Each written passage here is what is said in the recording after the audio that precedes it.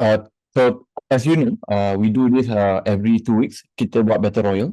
And KLCC has been an area which is an enigma for us. And we think it will be an interesting area to cover. So apa tu? I think the content tonight will shock many of you, right? From the findings. And apa tu? And but the data lah guys, as usual lah kan. So the data don't lie. And then ultimately we're gonna do Battle Royale on 4-5 properties malam ini. Right? So I think it's gonna be quite exciting night. I've got good news for you. From a content point of view, is the shortest content that we have done.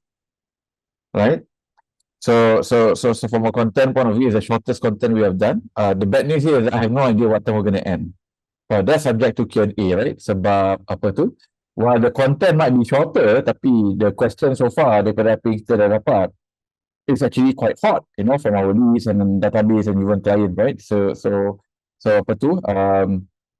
We'll try to answer as many as possible. I don't think we're going to exceed 4 hours. I'm hoping that we can wrap it within 2.5 lah. 1 hour 15-minute presentation, hopefully 1 hour 15 minutes of Q&A. I see Sean already garu kepala ni, right? Dengar, panjang lagi. Yaka, I'm not paid for this, So, Sean, I don't know why, like, every time he participate in us, banyak orang kecam. He always kena kecam lah, even on his own, right? So today, even more kena kecam, right? So now people thinking that Sean is selling property for far cap. I like to basically make it very, very clear fun. He profits nothing from this. The only time I paid him 2 weeks ago was in durians. Yes. Right? He does nothing out of this. He's just, again, a keen observer. He's a keen player, number one, and he's a keen student. Just like all of us, right? When we look at the data is the data lah. And macam biasa, me and Sean know a lot of developers. So there's a lot of things that we're going to spill tonight. Depending on the question, how good you guys are. And the good thing for people watching tonight live is that you get to ask the questions compared to those people who watch recording, right? So, macam biasa guys, it's going to be a good night. So with that, I think we can start. Yeah. So I'm going to cover first. What can you expect to learn malam ini? Right. So today is a KLCC Battle Royale. Again, KLCC, is a very weird area, and I can tell you why it's weird if you move to the next slide. Okay. So panelists, I think kau dah tahu lah kan. Okay. So I think the whole idea for tonight and this presentation is really to use data to provide an independent guide for anyone looking to buy something in KLCC area. Okay. So number 2, give you full information so that you get the full point of view, a singular point of view. Okay. Number 3, provide shortcut for people who are looking at multiple areas in this area, because even KLCC got multiple sites of KLCC. Nanti LB akan, as usual, kita will determine what is KLCC property, what is the border of KLCC, right? We're hoping that we can provide guide for both tenants and future buyers and investors at KLCC, right? Demonstrate how to use data to avoid a specific mistake in buying the wrong property. And again, as usual, we're taking a significant risk here, as that we can be sued by property developers who might not like what we are sharing tonight, right? So in fact, so far property developer macam okay je. I mean, they are learning, they are coming back to us and say, hey, I like your presentation, and fair point, and they are asking feedback into how to do better, right? But I find that a lot of owners are emotional, right? I recently did a live webinar, and the first question was, very unhappy as a buyer of one of the projects yang kita didn't review positively and manually. And I got my first fuck you online, right? So I guess the first time for everything. So I got my first FU, right? Online. So it was a new experience for me. But I expected that. That's the price that you pay for telling the truth is normally macam tu lah, guys. You're gonna have haters. Right? You're gonna have haters if you start telling the truth, right? So that's really. But I guess that's the reason why we should do this. All right. Okay. Then if you move to the next slide. Okay. So what will you expect to learn today is that First and foremost, you will learn that the location mantra is pure bullshit, is a scam, right? The location mantra, which is the most famous mantra in property investment, right? The location. So buy property because of the location. It's pure bullshit, guys. Okay? Sebab, why do I say bullshit? In the last 15 years in KLCC, if you have been an investor in the area, okay, you have over 90% chance in the last 10 to 15 years of losing 6 figures from either negative cash flow or you cannot sell your property back at the price point that you buy. Okay? If you think about it, there's not many better location in the country than KLCC, right? So by right, we should all just stop buying everything else and just focus on KLCC. If the location mantra is true. Okay? It's bloody bullshit and a lot of people have been scammed into buying this area. And like I said, 90% possibility, guys, not even a little bit, 90% possibility of people losing 6 figures. Okay? That's how crazy, right? KLCC is. Okay? Then, number 3, I think you begin to understand now why you need to understand the concept of tiering before you buy anything, right? You will also now understand the insight into what will make a difference in KLCC area if you want to outperform your peers and your competition. There are things that you should look at, right? And number 5, again, the data is very, very clear. Unlike every other area, right? We normally recommend buy to keep forever, right? But KLCC will be not those areas that we recommend to go and do so, because again, the data is going to be very clear. After the presentation, after you look at the number of transaction, you understand now, KLCC cannot keep forever. Okay? Buying in KLCC is like buying student accommodation. See, very controversial. A lot of people going to be very unhappy hearing me say this, because they paid 2,000 per square foot to buy KLCC. And for a lot of property in KLCC, it's akin like buying student accommodation. You can't keep it forever. Okay, but again, data is data, like guys. Right? I only come to the conclusion because we've got the data. We're going to present it to you guys tonight. And then after that, you can decide whether you want to follow the data or not. Okay. And then we've got our prediction for KLCC in the next 5 years. Okay. What is the opportunities the KLCC, right?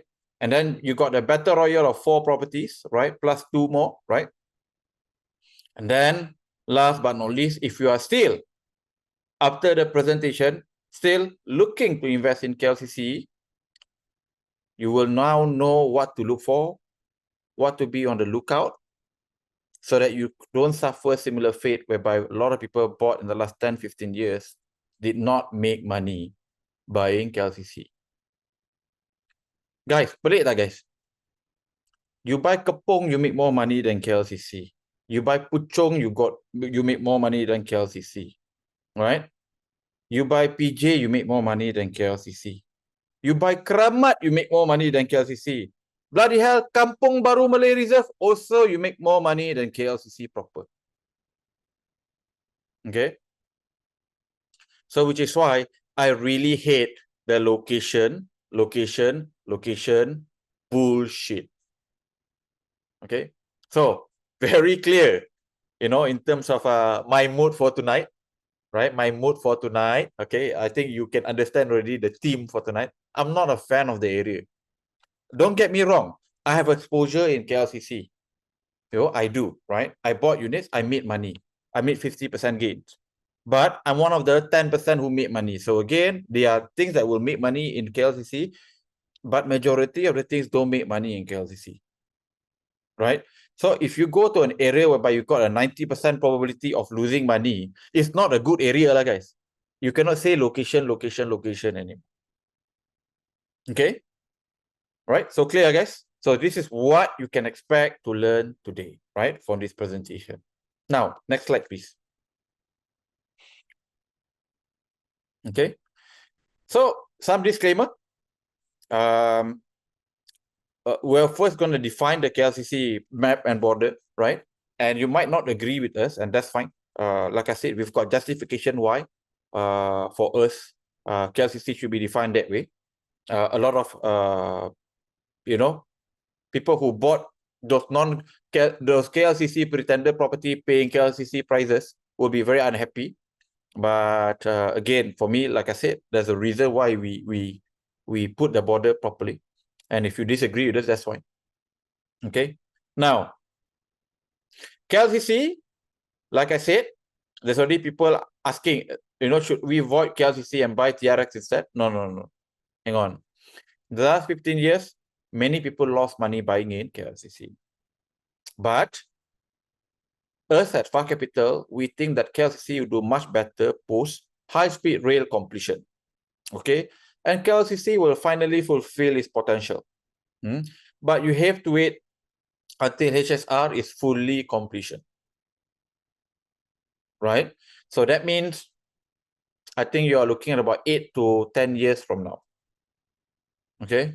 Do you go in today? I think now it's a little bit too early. I think going in 1 to 2 years from now, 3 years from now would probably be a better, if you can get at today's price point. Okay? Right? And then, again, last but not least, if our presentation pisses anyone off tonight, we're not responsible on how you feel. The job is to present the data as what it is as of today. Okay? So, those are the disclaimer. Okay? Next slide, please. Okay? So, why do I say after 5 years, right? That I think KLCC will do much better after HSR is going to be completed. It is because as of today, KLCC is the cheapest area to buy in the whole of Asia. Okay, we lost to Ho Chi Minh, we lost to Manila, we lose to Jakarta, we lost to Bangkok. I mean, if you are talking about Hong Kong, Singapore, Tokyo, Mumbai, no need to talk lah. Right? But we are losing to Vietnam, we are losing to Philippines, we are losing to Indonesia, we are losing to Thailand. Right? So KLCC today, despite many people don't make money, is still fairly undervalued. So which is why, like I said, I spoke about the timing, right?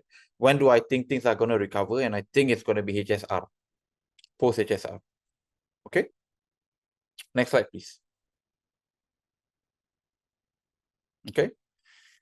So I think with that, hang on. I think this is my portion still. I think LB will be doing the border later, right? So guys, KLCC is basically part of tier 1 area. So part of tier 1 area. And the definition for tier 1 and the indicators of tier 1 are looking at these 5 things. Okay. So number 1, from a rental point of view, in areas like tier 1, rental of above 5,000 per month is pretty normal. It's common and it's quite normal. Okay. That's indicator number 1, right? For tier 1 areas. Okay. Number 2, from a occupant mix point of view, normally tier 1 has got a wonderful mix of Melayu, China, India, Caucasians, Brits, Japanese, Korean, China, right? We've got everyone there. Okay. So normally for tier 1, it's not dominated by a single race. Normally it's quite multi-racial, multi-nationalities. Okay. So that's indicator number 2 for tier 1. Okay. Number 3, when you look at the price point for high rise, above 1 million ringgit is very common for high rise, and above 7 ringgit per square foot is very normal for tier 1 areas. Okay. For landed, it's normally 2 million onwards, even for just link houses. Okay, in tier 1. Okay. And last but not least, from a launch point of view, right? This is at least for KL. This is tier 1 guide for Kuala Lumpur area, right? All new launch is normally above 1,000 ringgit per square foot. Okay.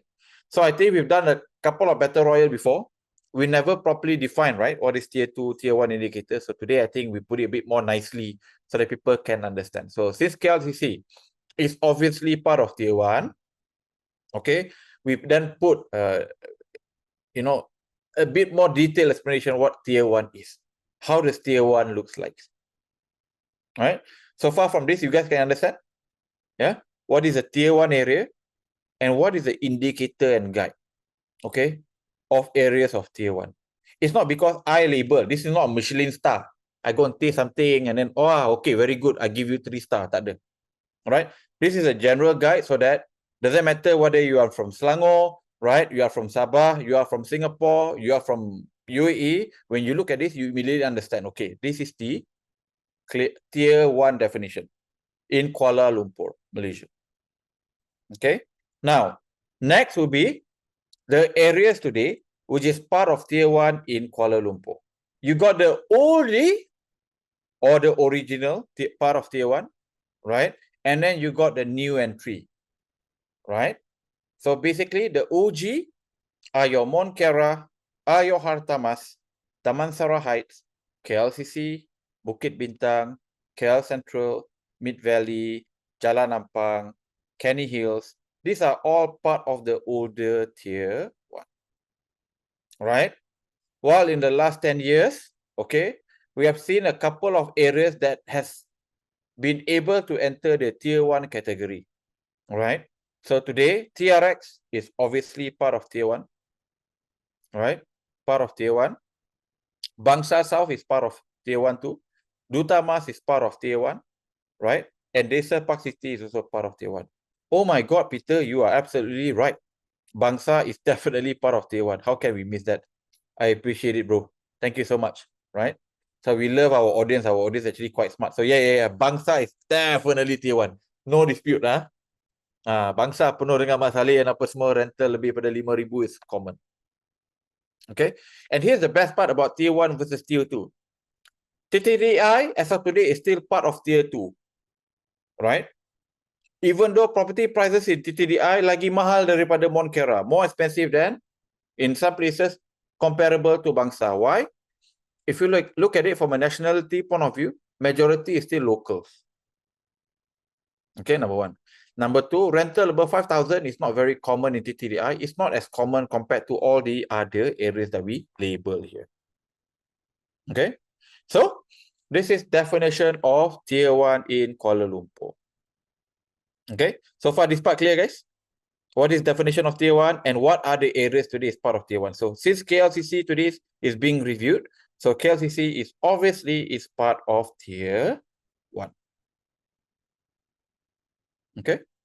So the question here is that only KL has got tier 1? Tidak. Selangor also got tier 1. Johor also got tier 1.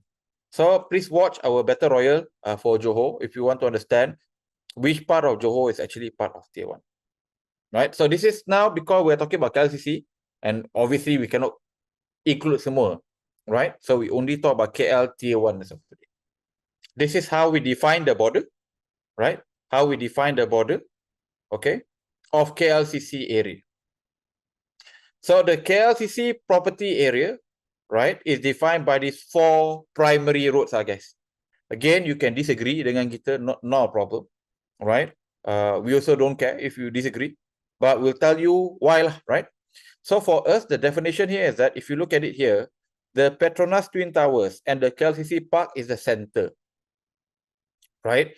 And it is segregated, right, by these roads. So Ackley will be the first border on top. Okay. On your right is going to be Tun Razak. Right. And then what separates KLCC and Bukit Bintang is basically your Jalan Sultan Ismail and then Jalan Raja Chulang. Okay. So this is the KLCC border, right, as of today. This is how we define what is a property in proper KLCC area. So as you can see here, okay, this is already around Kuil, right? This is basically border of Jalan Sultan Ismail, passed by Jalan Ampang and Ackley already. So despite it's actually not that far away, let's say for example, Colony or Kuil City residents, right? For us, it's not part of KLCC. Okay, it's not part of KLCC property, right? So it is nearer to Kampung Baru than it is to KLCC. So I think there's a question. Jalan Lampang not included. Jalan Ampang is part of KLCC area, bro. But Jalan Ampang stretch all the way to Ampang, right? So the border here is that Jalan Ampang is already within KLCC border. So we wanted to use Jalan Ampang as a border, but we think Akle is more accurate compared to Jalan Ampang. Okay, so Jalan Ampang, Jalan Konle, anything within the border is part of KLCC area. Faham, guys? But it's the 4 main so-called highways or big roads that separates the border. So anything past Jalan Tun Razak is no longer part of KLCC. Yeah. So anything after Akle will be Kampung Baru already. So it's not part of KLCC anymore. It's Kampung Baru lah. All right. So again, you can disagree, no problem. You know, I know a lot of people will disagree. It's fine. But for us today, from an independent review point of view, right, I would say this is the border. So today, if you look at it, Colony, Cool City, residents, right, it's not part of KLCC, even though it's actually quite nearby. You see, I own units in May Tower before, right? I still own 1 unit today. If I'm biased, I will just say, oh, all the way to Jalan Masjid India lah. It will be part of KLCC border. See, I'm shaking my head already, right? So I don't do that, right? Because it's not very clear. Mushi Abdullah lah. Little India is Little India. It's not part of KLCC. So very independent. Okay. So jangan cakap kita ni bias. A lot of people accuse us bias lah. Sebab dia ada property kat situ, suka-suka je dia draw dia punya border. Right? Tak puas hati boleh tolong lukis sendiri. And then we come and argue you lah. You go and defend lah. Now, for us, very simple. Property that is walkable to Petronas Twin Towers within 15 minutes is part of the KLCC border. Or at least the KLCC park. Okay? Tengah-tengah tu must be Twin Towers dengan the KLCC park. Okay? So the other pretenders here will be your Intermark. So for example, Intermark, despite separated by Jalan Tun Razak, right? It's only 10 meters away je, or 30 meters away lah basically. Alright? It's still not within the KLCC punya border. So for us, Intermark punya area, the Trillion, the Vista Damai is not part of KLCC area. Alright? That's already Jalan Tun Razak, Jalan Ampang side.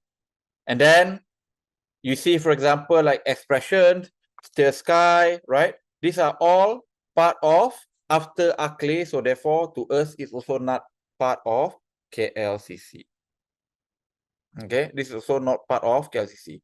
So I think it's just very important for us to draw the border properly, at least independently, right? So that the people who are watching, looking, will be able to find out which property is proper KLCC. Because, you know, in the last couple of years, there are a bunch of people who paid, for example, about 1,000 per square foot to go buy City Sky residence because it was marketed as a KLCC property. All right. Now, don't get me wrong. I love City Sky residence.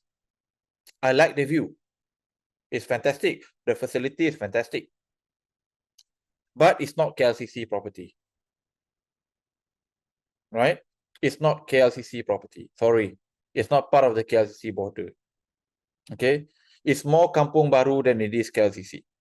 So when you look at it here, many of these advertisements are basically saying KLCC as an, you know, as a selling point. Look at it. Legacy Suites, KLCC. Legacy Suites is in Kampung Baru. Right? Colony is being marketed as KLCC. Still Sky is being marketed as KLCC. Trillion is marketed as KLCC. Expression Suites, right, which is dekat dengan Tuti Wangsa over there, is also being marketed as KLCC. So maybe because no one has really drawn the border, so therefore people can say it's KLCC lah. But for us, at least at Far Capital, if you agree with our definition of the border, these are not KLCC based property. Therefore, you don't pay KLCC price point. Again, there's nothing wrong with this property, guys. Just don't pay KLCC prices on non-KLCC property. Is that a fair statement to make? Am I evil for saying that? Ladies and gentlemen, if you're not KLCC, no problem. Okay je. But please don't use KLCC lah. And especially don't sell at KLCC price point. Don't compare to KLCC properties. Right? Because it's misleading. Right? So just be honest with it. Right? So for us, very, very straightforward. We draw the border and then after that, You might agree, you might not agree with our definition, that's fine. Right? But for me, this is our border. This is what we will pay a premium KLCC price point.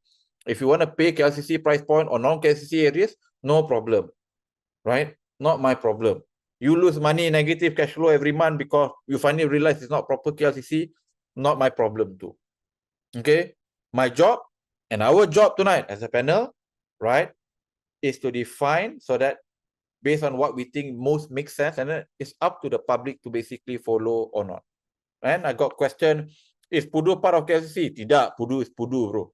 Bukan KLCC, it's also not Bukit Bintang. Okay, right? Is Glen Eagles Ampang part of KLCC? Tidak.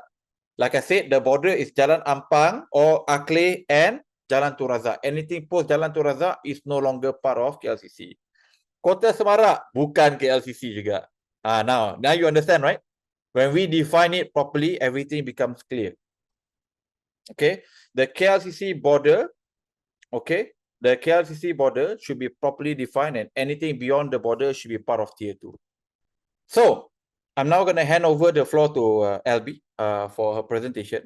But in a nutshell, guys, within the border that we have drawn, okay, within the border that we have drawn, which is Akle, Jalan Tun Razak, Raja Chulan, Sultan Ismail, these are all the list of properties today within proper KLCC.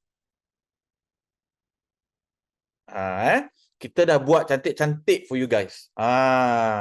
No need to be confused anymore. Based on our border, we list down all of this property is part of KLCC. Kalau tak ada dalam ni, it's not KLCC anymore. Okay, it's on some other areas. It's not part of KLCC. Okay, I got people asking, Swiss Garden KLCC? Bukan. Swiss Garden is nearer to Pudu and Bukit Bintang than it is KLCC. Tidak. The border is very clear. Okay, LB, the floor is yours.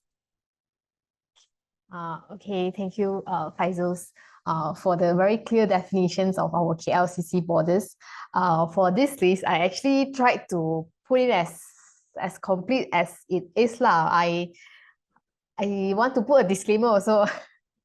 If I miss out maybe I might overlook lah. Okay, because actually it's like quite many. It's about like 50 plus in the area, 40 to 50 plus in the area. I might overlook or when I copy paste my list might terlepas.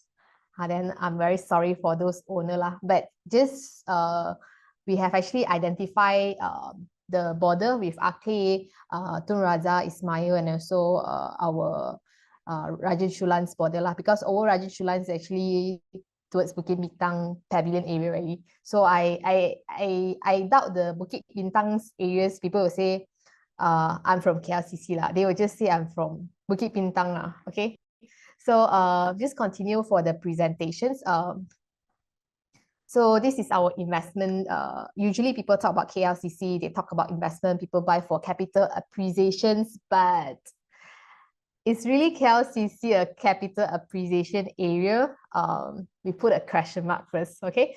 So because people usually say, oh, KLCC confirm can make capital cash flow in times being when you sell off, you will definitely make some money lah. But the question is when to exit KLCC, right? Some come with very big layout, and also when the layout is big, the per square foot is high, and the absolute price is definitely high. Is it that many people can afford to buy KLCC, or are they willing to stay within KLCC, or they will just rent it? This is a question marks that actually I think everyone's have when they wanted to invest in KLCC, where people say, oh, KLCC good ma, a lot of Airbnb, very popular, but KLCC is also quite big. There's all jalan in between. We got Jalan Penang, P. Ramlee, Yap Kwan Seng, Conley, Storner, Persiaran KLCC, Binjai area. So I guess along the route, there's a lot of property, but which area of it is really very popular within Airbnb? We will have to see it later on.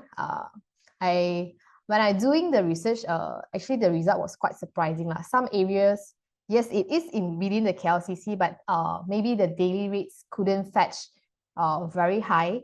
Some is very high.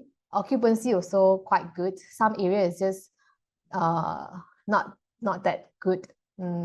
So we'll just have review it later on. So this is basically the 7 criteria that we actually practices about like medians. Are you buying the property at the right price? New versus old, of course. Even in KLCCs, we have a lot of new upcoming, saw a few new launches as well, and some still under con. And also last time KLCC has a lot of big sizes, right? So how is it performing nowadays? So we will see the new versus old. Then the tiering, are you paying for the right price point at this KL tier 1 area? Okay, the supplies and also boosters in the area. Maturity points is whether when are you going to exit? Are you exiting at the right time that you can make money? Okay, so and also multiple rental options, where how many strategy that you have in the area lah. So whether it's just for a short term like Airbnb or for long-term stays, and is there any other opportunities that offers in the area lah? So this is basically the 7 criteria that actually practice. So now come the time we review. Okay, so basically today we're going to talk about the transacted price in the area. So as far as I do the research, most of the new launches, okay, we don't talk of those very branded one lah, okay, very branded can come up to 3,000 per square foot and above lah, okay. We talk on a very general basics, okay. When I saw new launches, perhaps before this, or maybe 10 years back, when they launches these KLCC areas, their price point is actually about 1,500, but I think 1,500, 1,800, or even 2,000, 2,000 plus. Even nowadays, the new launches, also SPA per square foot is about 2,000 for the new launches. But when you wanted to sell it, can you reach that price point is a question mark. So today, we're going to talk about the transaction in the area. So we'll start with the per square foot. So basically, we actually segregated with different layouts and also different sizes, which we are going to look at the layout and sizes after this. But this is basically on a summary point. So on the overall basics, median of new here referring to those completed 2019 or 18 and above lah. So that transacted is about 1,006. For O1, surprisingly, okay, it's just about 900 per square foot lah. Okay, so we will review it. Some is because some is very high in price point, some is actually quite old. Okay, so majority of the transaction is in the area is old development of more than 5 years lah. So old development within this transacted is about covering about 92% lah. So there's actually more people selling off their old property than the new one lah. Okay, basically I can just say the new one they couldn't really sell off at this medium price point. They might really suffer a great loss if they will want to transact at this price point lah. So well, LB, that one is a very doomsayer prediction already. So more people are gonna hate you. Okay, so this that's one why LB say not myself. Faizul say not Sean say don't come and hating on us. That's why I chopped myself when I was about to say this line. So but I think in a more serious note, right, guys? I think there's a couple of shocking things here, right? There's only 344 transactions in the whole of KLCC. There's only 344 transactions only, right? For the last 2.5 years. So that's point number 1, right? Point number 2, we always talk about 7 criteria, right? New versus old. And it becomes very clear that the price point for new property, average median is about 1,006, right? While the median for old property is actually below 900 ringgit per square foot. Okay? But 92% of the transactions are on older property. Okay, on older property. So I think what LB is saying, looking at the current new launches, all right, which we think, what I think you are talking about new supply easily 3,000 to 4,000 units, LB, Upcoming. right? This So size. in total, what has been launched, right? I think what has been launched alone, right, in the last 24 months, right? And with ongoing projects pre-COVID, I think that's easily 3,000 to 4,000 units. And these are all properties that are selling on average above 2,000 ringgit per square foot. So for us, looking at the data, we are scratching our head, guys. What the hell is going on? You know what I'm trying to say, right? Your median for old property is only 900. Even for new property, and you are talking about berapa kerat saja transaction of new property. Let us calculate here, right? It's less than 30 unit, no? Right? Less than 30 units. Transactions, right? On old property, on newer property. Right? So we are wondering, wow, what's going to happen to people who pay so much money, right? To actually buy this, right? At 2,000 per square foot average. So yeah, continue lah, LB. Right? But again, LB is making the prediction, not me here, right? Please don't go hating, sending me fuck you again, we don't deserve it, no one ever say fuck you to LB. How come always I kena? Why always me again? Jibaka betul lah. Maybe because I'm a guy. Sedihnya. I want to pull back my. Then I wanted to pull back my line already. I didn't say okay. Later just edit this out of the frame. Okay. I thought you said everyone who buy KLCC above 1,500 all gonna die. I thought that's what you said, no? I did not say. I just say if they wanted to exit at today's price point, they might make a loss. That's the right sentence. At today's price point, right? I would say perhaps maybe there are Slowly die. maybe slowly they go to the old one, right?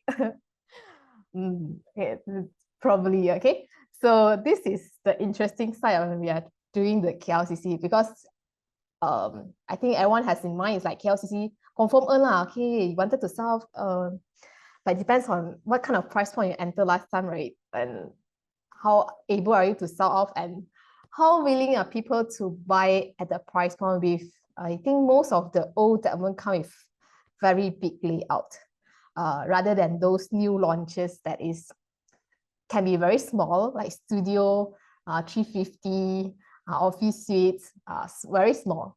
Okay, so the next one is would be the price point lah. So the median of new is about 1.165 millions, of old is about 1.4. So why is it the old one? It has a slightly or greater price point of view is because most of the old layout come with very big size actually in this area. It's about kurang is like 1,008, 1,005 and above lah. But you can see a lot of like come with 3,000, 4,000, 5,000, 6,000, 7,000 duplexes also have in this area actually. Yeah, for although old lah. But today's is a bit hard to find very big sizes lah. Okay, they actually maybe they realize big sizes couldn't really make money anymore in KLCC, so they changed the trend of launching new big sizes, and they know lah, okay, big size not much people can afford to buy already, and maybe people are willing to buy other area, other tier one than investing in KLCC lah. Okay, so nearly half of transaction is between 1 to 2 million lah. 60% of all development is above 1 million because of big size lah. So this is development sizes. We actually segregated in 4 categories. So this is 700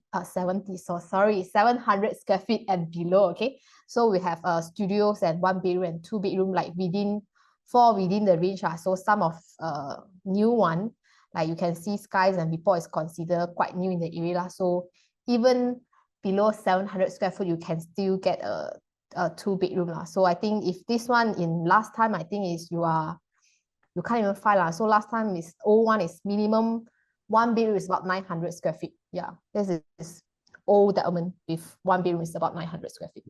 So 700 square feet will get you a 3 layout in KLCC area. So only 3 new developments with 1 branded residence transacted at size below 700 square feet lah. So it's actually quite hard to find a new development that's being transacted. So similar median transacted price of 1 bedroom and 2 bedroom is about 730,000 to 700,000. So it's about 1,001 to 1,002 per square foot in this whole area. Okay. Abby. So yep, I can pass to Zairi. Yeah. Yeah, just to Zairi. add on a little bit. Yeah, if looking at this, you can see that you can actually get a studio and even a 1 bedder today at below 500,000 ringgit. So that's actually how cheap is property in KLCC. For those buying KLCC, probably this is for investment. Those bought last time, probably these are the size that actually they make money lah. If you can see, for example, like the 2 bedroom right now, it is roughly around 700,000+, similar to the 1 bedder. Solely because of the 3 developments here, you can see Sky Suites, Report and Soho. They have previously 10-15 years ago, they bought roughly around 800 per square foot. And these are the developments that with a small size, they can actually make a 2 bedroom out of it. So that's why I believe these are the developments that actually makes money, not that much, but still makes money in KLCC lah, compared to other developments. So this size, why we categorize it 700 square feet and below, because these are the developments that is really suitable for investment back then. Yeah, but however, there are not many new developments that are transacted today, because if you can see that for the 1 bedder Eaton and Star Residence, it's going around 1,200 to 1,800 per square foot. Yeah, and it's only 6 transactions only lah, but so little. Most of it is the old developments.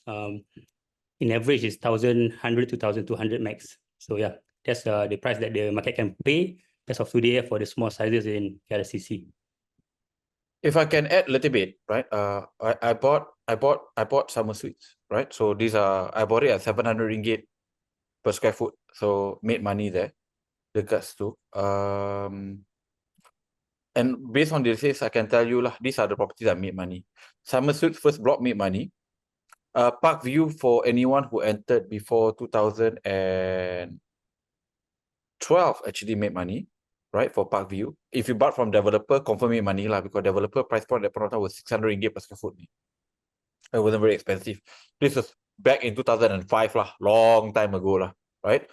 And then people who bought Mark Residence also made money because it was launched, I think at about, I think it was 500 to 600 ringgit per square foot.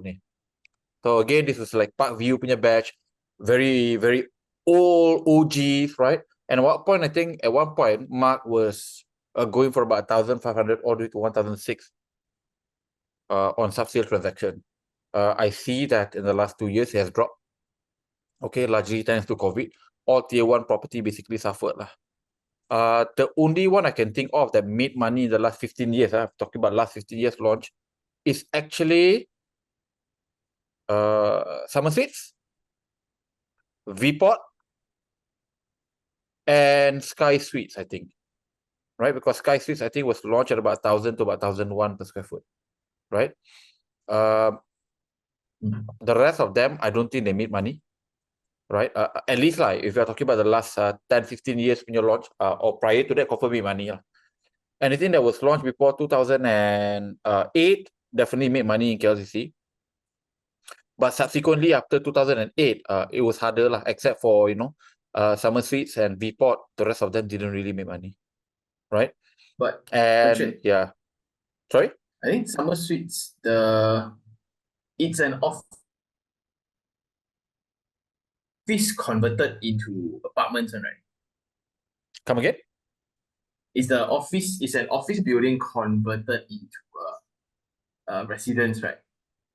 Well, it's always been an office with residential facilities. It was never converted.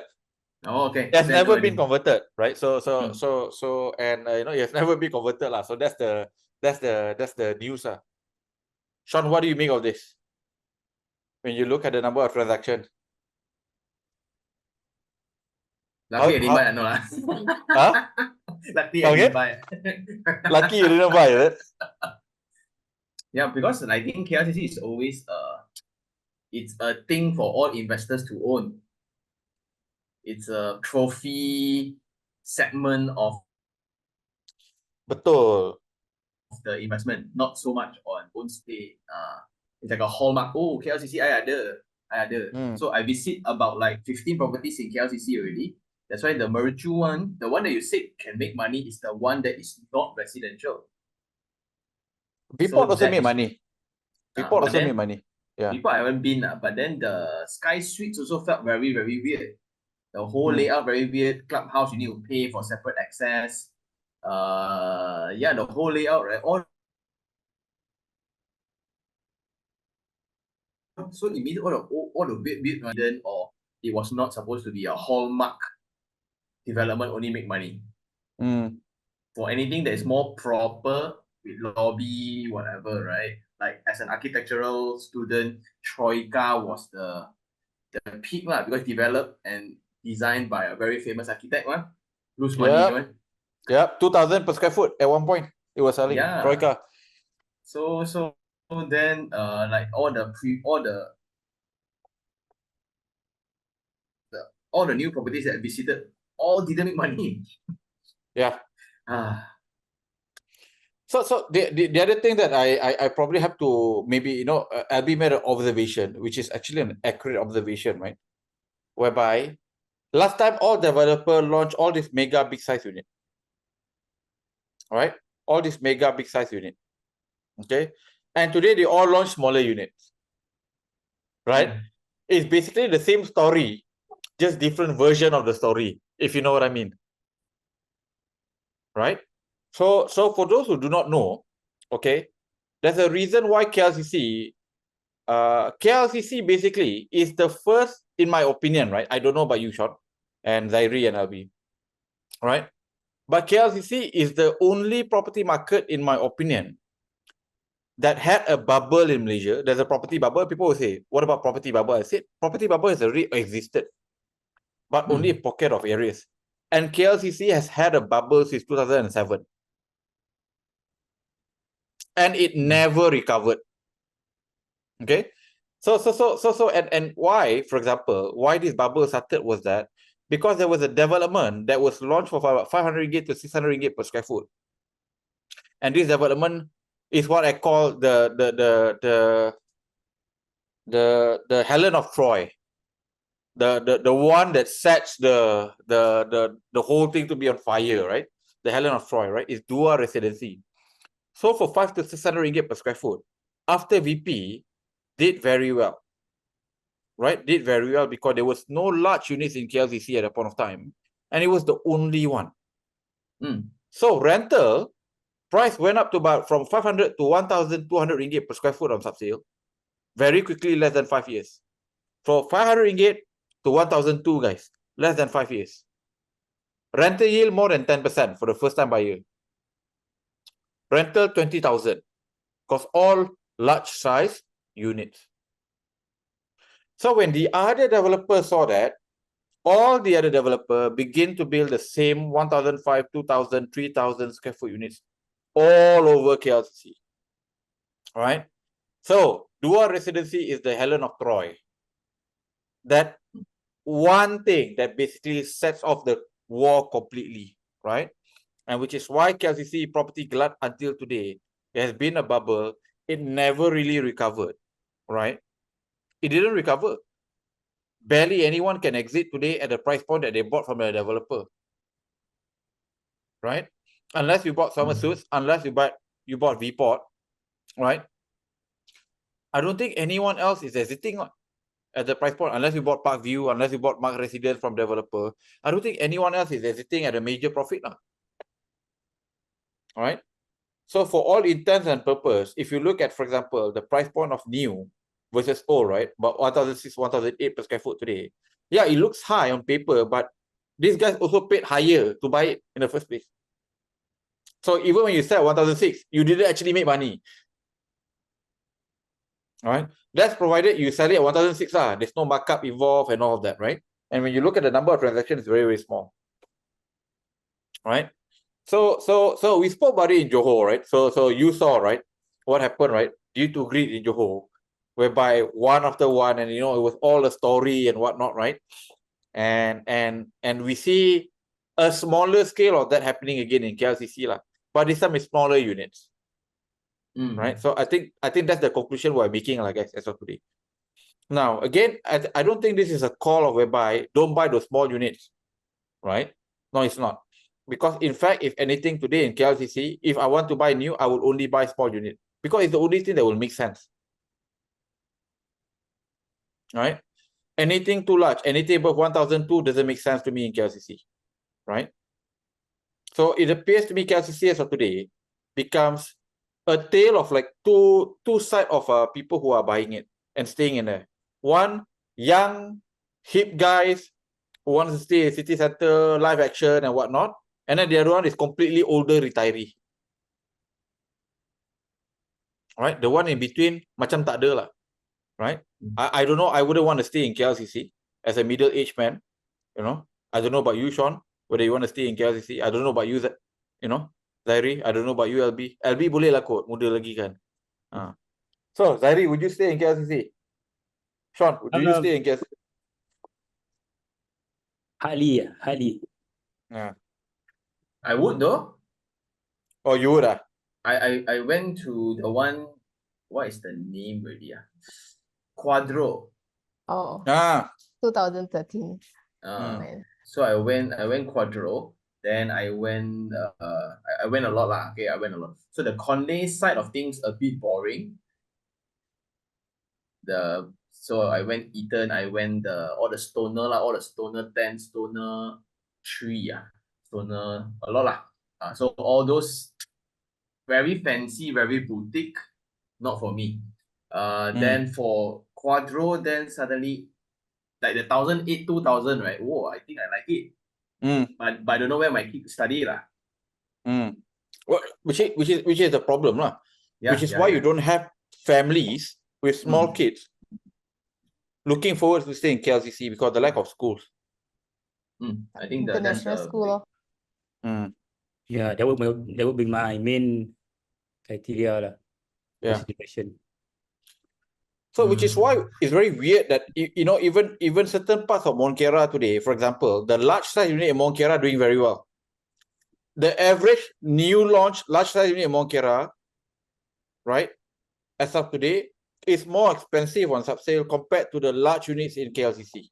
Very weird. Because Monkera is more family friendly for international schools, right? And a couple of local schools too lah. Right. So anyway, I think if we don't let LB finish, we're gonna end at 2 o'clock. So LB, you go ahead. Mute. Okay. So I'll continue for the slide, or maybe Zairi can chip in also later on the transaction. He can continue from here. Okay. So I'm LB as well. As you can see, I'm LB as well. So I continue from here. These are the second category, okay, 700 to 1,200. What do you guys think? This is for own stay or for investment? I would say it's investment. For larger sizes, just now we're looking at studios, 1-bedder, the small 2-bedders. So now most of the transactions is around 2-bedder and 3-bedders. But there are also demand coming for 1-bedder, which is large in size. As you can see, especially for the Ritz-Carlton branded developments, right? Bayan Tree, also a branded hotel residence. And yeah, like Troika as well. You can see large 1-bedroom is transacted in this area. So there are actually demand coming for those wanted a large 1-bedroom luxury. And for the 2-bedroom and 3-bedrooms is the normal investment products. As you can see, the price per square foot is around 1,950 to 1,100. And right now, if you're looking at the 2-bedroom and 3-bedrooms, you can see there's a lot of developments actually selling for small 2-bedroom and 3-bedrooms, like the Star Residence, 857 square feet. Most of it is around 800 to 900 square feet. Vortex, the Crest, Surya Stoner, Sky Suites, Soho Suites. So yeah, there are plenty actually. They are not looking above 1,000 square feet, but most of it is around 800 to 900 square feet. And you can see here also for the 3 bedrooms, it's actually the median is slightly lower than the 2 bedrooms, because most of the 3 bedrooms in this size range, it is actually small in size. Like 1 million, you can actually get a 3-bedroom already in this area. So, but most of it is an old developments lah. And especially for examples, there's also about close to 600 per square foot only, like Summer Suites and also the Crest, which is also located not too far away from each other, so in the same area. So 600 per square foot only for the 3 bedrooms. Yeah, so it's really investment friendly, I would say. This size for this range of for these developments. So you can see also the new median for this size range is about 1.3 million, and the older one is slightly lower, about 1 million. But however, it still maintains the premium of about 50% for the new developments. So the old one is about 1,000 per square foot. The new ones is about 1,500 per square foot. Yeah, so this is the median for this size range lah. The next LB. Okay, now we're looking at a bigger range, which is about 1,002 to 2,000 square feet. I would say this coming for demand for own stay. So small families wanted to stay in KLCC, maybe like Sean, right? You wanted to stay in KLCC. So these are the developments: 2-bedroom, 3 bedrooms, not many 1-bedroom and 4 bedrooms. For the 1-bedroom, the Troika, I think this is the only one. You can have 1,000 plus square feet at for 1 bedroom only. So it's really luxury. All right. But most of it is 2 bedrooms and 3 bedrooms. And you exclude the Four Seasons, which is a branded residence, and Ritz-Carlton, actually there are no other new developments transacted. Asset area as well. So all of it is old developments.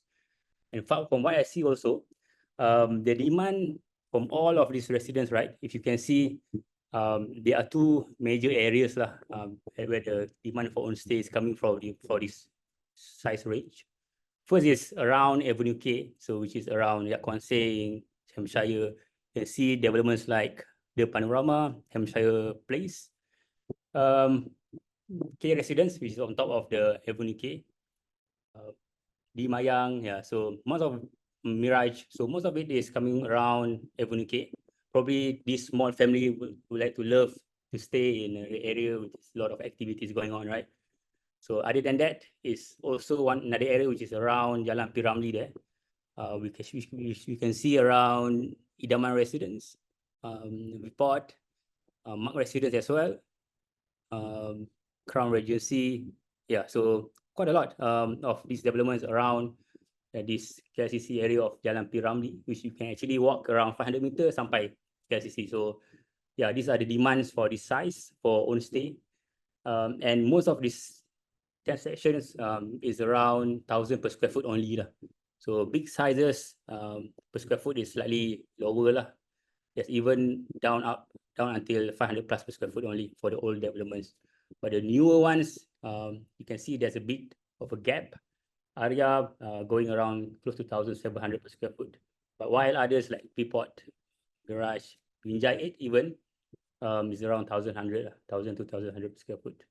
Yeah, but most of the older ones is still below 1,000 per square foot. I think that's the reason why those wanted to stay in KLCC.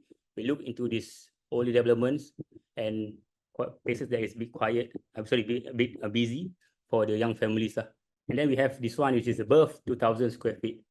This is a bit different than the one just now that we see. Most of this area is located at a bit quiet place. That's what Sean said just now, Stoner areas, yeah, Kiapeng. So that areas which is about the southern part or the east part of the KLCC. So you can see most of it is a bit of luxury developments. And also this actually support the what Faizul mentioned just now about dual residence, right? Currently selling around 700 plus per square foot for these 3 bedrooms. It is among the earliest, I would say, among the earliest of these large sizes of developments. So after that, it comes Park 7, it comes the Oval, Binjai on the Park, the Troika. So most of the developments still hasn't reached 1,000 per square foot today. So you follow the dual residency, and then they up until 1,200 per square foot, right? But even today, most of it is not selling above 1,000 per square foot. Exceptions is Binjai on the Park. Probably that's because this development is an unblocked, forever unblocked view of the KLCC tower. Four Seasons and Bayan 3 is also a branded development. But other than that, you can see it's all below 1,000 ringgit per square foot. So yeah, that's the demand. Probably is like a trophy property, or those actually wanted a luxury developments, big size, for own stay, and also probably is coming from foreigners lah. Yeah, so the 3 and 4 bedrooms going around less than 1,000 per square foot in median. Build up range 2,700 to 3,000 plus for the 4 bedrooms. So most of it is going around above 2 million today, but per square foot is really low. The 5 and 6 bedrooms today, they're still selling. There's a bit of demand, not much. So you can see about 28 for the past 2.5 years, right? So this developments is also, all of it is from the old ones. Per square foot wise, around 700 plus to 900 per square foot. Probably they are not making money or lose money. That's what I would say, 90% of the transaction, those buying last time lose money lah. So these are the transaction of developments from the past 10 to 15 years lah.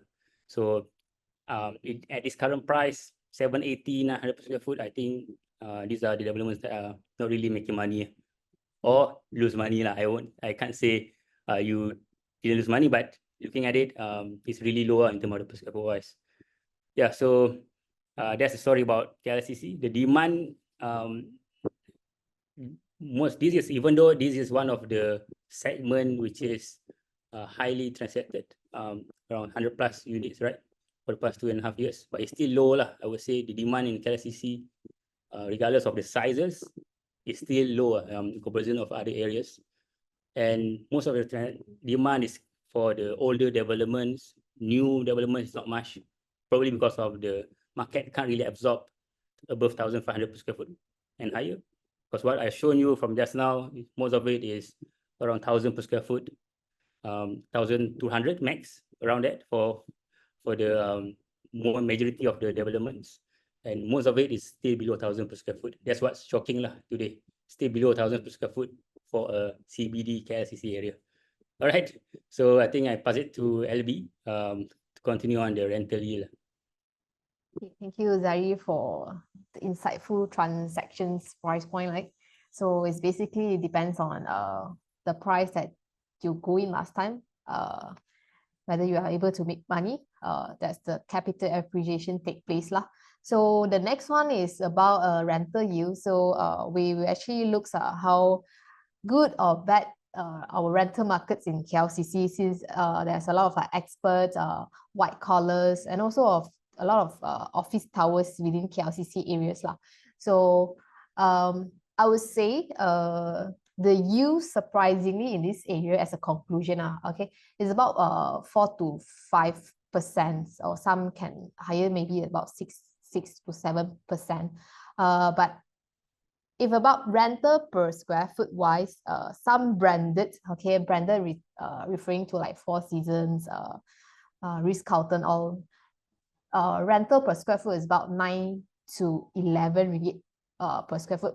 But other than that, basically it's about 4 to 5 or 5 ringgit per square foot for the area. So basically for rental yield, I segregated according to different area within the KLCC, because we know we have Jalan Yakuan Sing, Jalan P. Ramlee, and also Stoner side, Sri Kiaping, Binjai Avenue K area, right? So I wouldn't want it to lump sum in one area, because coming to rental part, right? So some is like wanted to go very near to KLCC in terms of like Petronas Twin Towers lah. Some wanted to go for office towers. Some if close towards Konlei or Raja Chulans, that side is actually nearer towards our Bukit Bintang area already. Okay, so the access towards mall is actually different. Preference also different. Some is also nearest to the KLCC Central Park, which everyone can access. So that's why I do the segregation of jalan lah. Maybe different people have a difference. So I wanted to see how actually did jalan will make big difference in their rental yield price point or not. But surprisingly, the result is actually most of the development in the area come with a similar rental yield, about 4 to 5%, 6%. But some new development like Summer Suites, they have a higher rental yields. Of course, because their transacted price points are also higher comparing to last time. So that's why their yield is better. They're making a better rental yield than all others much more expensive property in the area last time. So basically, if you are seeing it here, those you can just observe like newest, they come with like small sizes. It's about 800 to 1,000 plus. So some old one, they come with very big sizes, close to 3,000 or duplexes. Even one KL have like one unit have their own swimming pools. So this will be on the rental yield. Average on big sizes, they come with very high rental, is about 15,000 and above for those big sizes. Even they are not duplexes. Some is actually not recorded. Some is non-duplexes. They come with a very high rental as well. This is about 15,000 and above. Even like we have Four Seasons later on is about close to 40,000 for one unit lah to be rented out. So we have Jalan Ampang, Persiaran Hanspire, which is actually more closest towards Avenue Case areas. So basically, more or less, they are the same.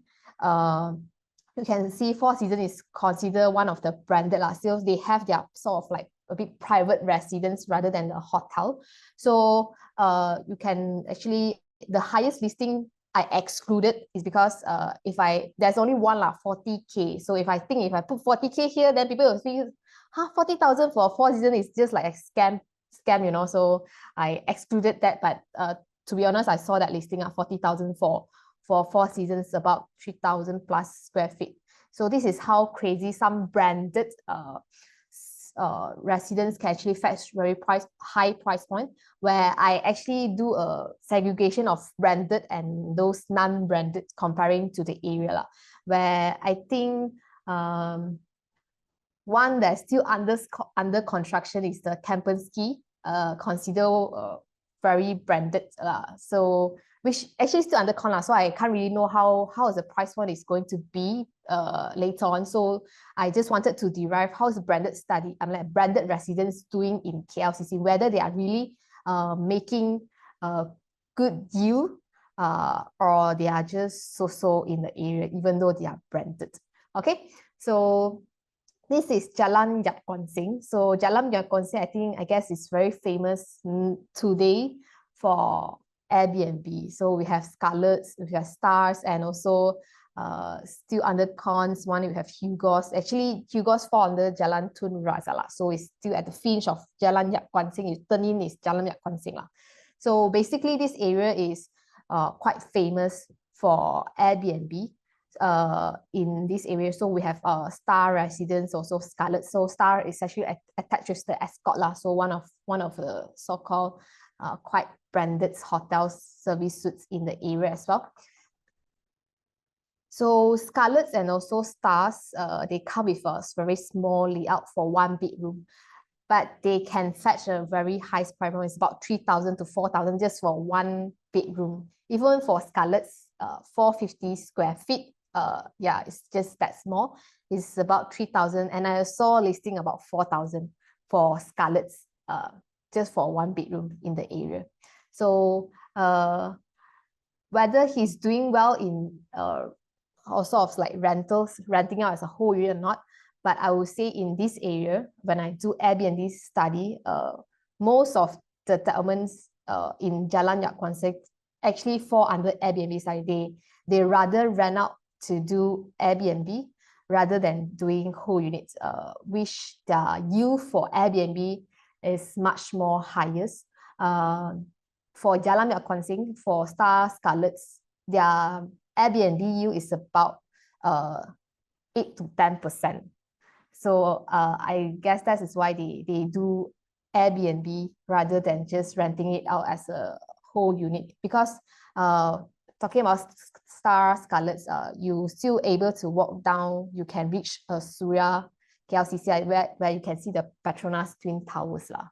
So this is how I guess people wanted to do Airbnb in the area rather than focusing on Jalan Stoner side, which is, I would say, more quiet rather than Jalan Yat Kwan Seng, that's more happening lah. So we have Jalan Tun Razak and Binjai Persiaran KLCC. So today we have our dual residency where Faizul mentioning just now, they come with big sizes. Yes, the big sizes, about 2,000 plus square feet.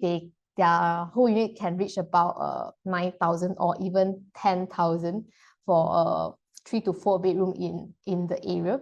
So we have Ara as well. And something I think Sean reviewed about Quadro residence that actually I saw it also. So Quadro is also one of the, I would say in this area with quite high rental yield. For 1 bedroom, the yield is about 7%. So Quadro is one of the exceptions in this area that is considered an old development, but with only 1 bedroom, it can actually fetch 7%. So I guess Quadro residents has some specialties in terms of their suites, other than sizes. I guess it's the privacy that they actually offer for the residents, sort of like more toward luxuries. Like, I mean, all in KLCC is luxury, but there's a bit of difference of luxury level for Quadro, and also the accessibility of Quadro towards Sparks, and also I guess it's more for own stay vibes in the area for Quadros. So that's why they can able to make a better yield comparing to those going for investment. So on the next one is our Jalan Conley and Stoner and Kiaping. So it's more towards our Bintang already lah. So it depends on which road are you falling off, right? So basically on all these roads is still 4 to 8%, but some would be better because it's much more nearer towards Bukit Bintang already. Just cross the road, then you can reach pavilions. That's why you have a better yield than those inner side of Stoner. Okay, so this will be on the average overall conclusion. So for all KLCC area, new development rental is ranging about 3 to 6%. It's about average of 4.6%.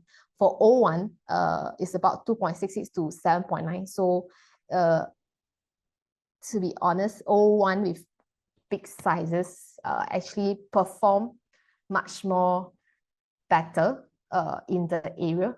But it depending on how big the sizes are. Okay, whether people are willing to rent at that price point, how is actually still I would say it's still a question mark. But surprisingly, I would say the O1 is being pulled out majorly by our dual residency Quadro in the area. That's why it pulled quite high lah, also in the area, rather than the small one. The small one, new one, actually basically most supply is by the small in terms of like 1 bedroom, 2 bedroom. They will have a better rental yield than those O1 in other area. So I would say small layout in KLCC New Delwyn. Of course, absolute price point, I mean like price, in terms of price, not per square foot, it's actually cheaper, not cheaper, lower. So that's why you can actually get a better yield as well. So this will be on the summary on different roads, different area. Okay, So next one is about branded. So I have labeled few lah. So we have Ascot, Tropicana, which is the W Hotel, that is the Ritz-Carlton Four Seasons. So basically on average on the branded one, they are still fall within the range. You know, when I say just now, the range is about like 4 to 5 or 6%. Even those branded one, they are still fall within the range. I believe it's because their launches prices was a bit high also that time. That's why the yield, like, wanted to make money, is the range of it won't be that much. So that's why they still fall within towards comparing to those non-branded, they're still within the range lah. But I believe their hotel suites and some Airbnb would make a better yield in this comparing to those rental lah. So when I do this, there's just conclusion about which road are you in. Is it more for own stay one, or is more towards investment, and depending on the size. If you are going for big sizes, it might more suitable for own stay lah. So small sizes would actually make a better money now stay in KLCC from this research point of view lah. Okay, from what I find out. So okay, so in our KLCC, something special is also about rooftop. I mean, like nowadays rooftop is like quite common. Even those outside from KLCCs, there's a lot of areas who offers rooftop pool as well. But I just want to see whether having a rooftop pool in KLCC will actually make a difference or not in terms of rentability. Whether people really care or not, or with can see it overseas, can see KLCC, I got rooftop pool, infinity pool, but surprisingly it actually doesn't make a much difference unless you are forced within the Airbnb area, where Scarlets and Stars, or even Skies, because Sky is more nearest to Jalan P. Ramlee, also near to our KLCC. So which is more popular for Airbnb, then I guess your rooftop pool make changes lah in the area. Okay, so that's all for the rental yield in the area. The next one is about Airbnb. So this is actually the Airbnb mapping for the area. So we can see this is Jalan Yap Kuan Sing. We have this area is actually more towards P. Ramlee, Penang's areas. We have Conley, Stoner area, which is the least populous with our Airbnb lah. Okay, even though it's near towards Bukit Bintang, but Bukit Bintang has a lot of I would say a lot of choices as well. Airbnb that's making in the Bukit Bintang area. So I would say in the conclusion, Conley or Stoner area is much towards own stay vibes rather than Airbnb, where actually Jalan Yap Kuan Sing, actually not much developments. We have Scarlets, Stars and Ascot, and also we have Isola, which is still under con. We have Ibis, Mirage, the Muse. Actually not, I mean within the road lah. Okay, not much, but the listing are not the name of that one. The listing of Airbnb in the area is crazy a lot. And I actually just pull out a few occupancy. Of course, I have saw some with 100% of occupancy, but I think it's a bit towards too extreme side, so I excluded. So basically the occupancy in those nearest towards our Petronas Twin Towers have great occupancy in terms of Airbnb, if roughly about 60 to 80%. I believe when I will just review when I do undercon study and I go and see Hugo's, Dawn, even Kylie's in the area, they also put out their own study about Airbnb lah. So their occupancies is about 75 to 80% in the area. So this is where I pull out from our AirDNA website, where we study about Airbnb study. So basically for one studio, bedroom in the area is about 250 to 300 or which are better facing like towards KLCC. You can see KLCC in front of you, very great high floors. You can actually get about 400 in the area. Even I check out some, like I just go and Google lah. I wanted to see how's the range, whether this Airbnb study makes relevance or not. So I just go and Google to see how's the rate per night. So it's quite similar. So if like for big group sizes, for about 6 to 8 packs, 6 packs lah, it's about 700 to 800 per night in the area. So basically this is the Airbnb study lah. So when I calculated the yield in the area, is for Airbnb, is basically making about 8 to 9% in the area, comparing to rental. But depending on which area you're in, so I would say Jalan Minyak Kwansing is one of, I would say among all, comparing all the other road, Jalan Minyak Kwansing is one of the hottest Airbnb area and can fetch a higher daily rate comparing to others area in our KLCC range lah. So basically that's for our Airbnb. So okay, now come the most exciting part. If you are wanted to buy something new in the area, we have still upcoming supply, okay, the under construction. So actually pick 4 lah, okay, 4 in the area. So I will actually welcome all our panelists. If today you're about to buy our new undercons in the area that offers, I guess all of it offer rooftop pool, sky lounge, okay? So which one will you actually pick if you're about to sort of like invest, or I don't think so you guys going to take these undercons for own CVR because the size is, for me, it's not really suitable because it's actually very small sizes. So, okay. So we have the first one, our Hugo Suites, actually by Exim, fall under Jalan Tun Razak. So number of units actually come with office suites, but I believe these office suites will eventually, just like the mature summer suites lah, will become Airbnb or service residence as well. Okay, so the tenant in the area is about freehold. The size is small sizes. We have 300 something to 600 with dual key. So about to completion is about 2026. Number of stories 46 stories.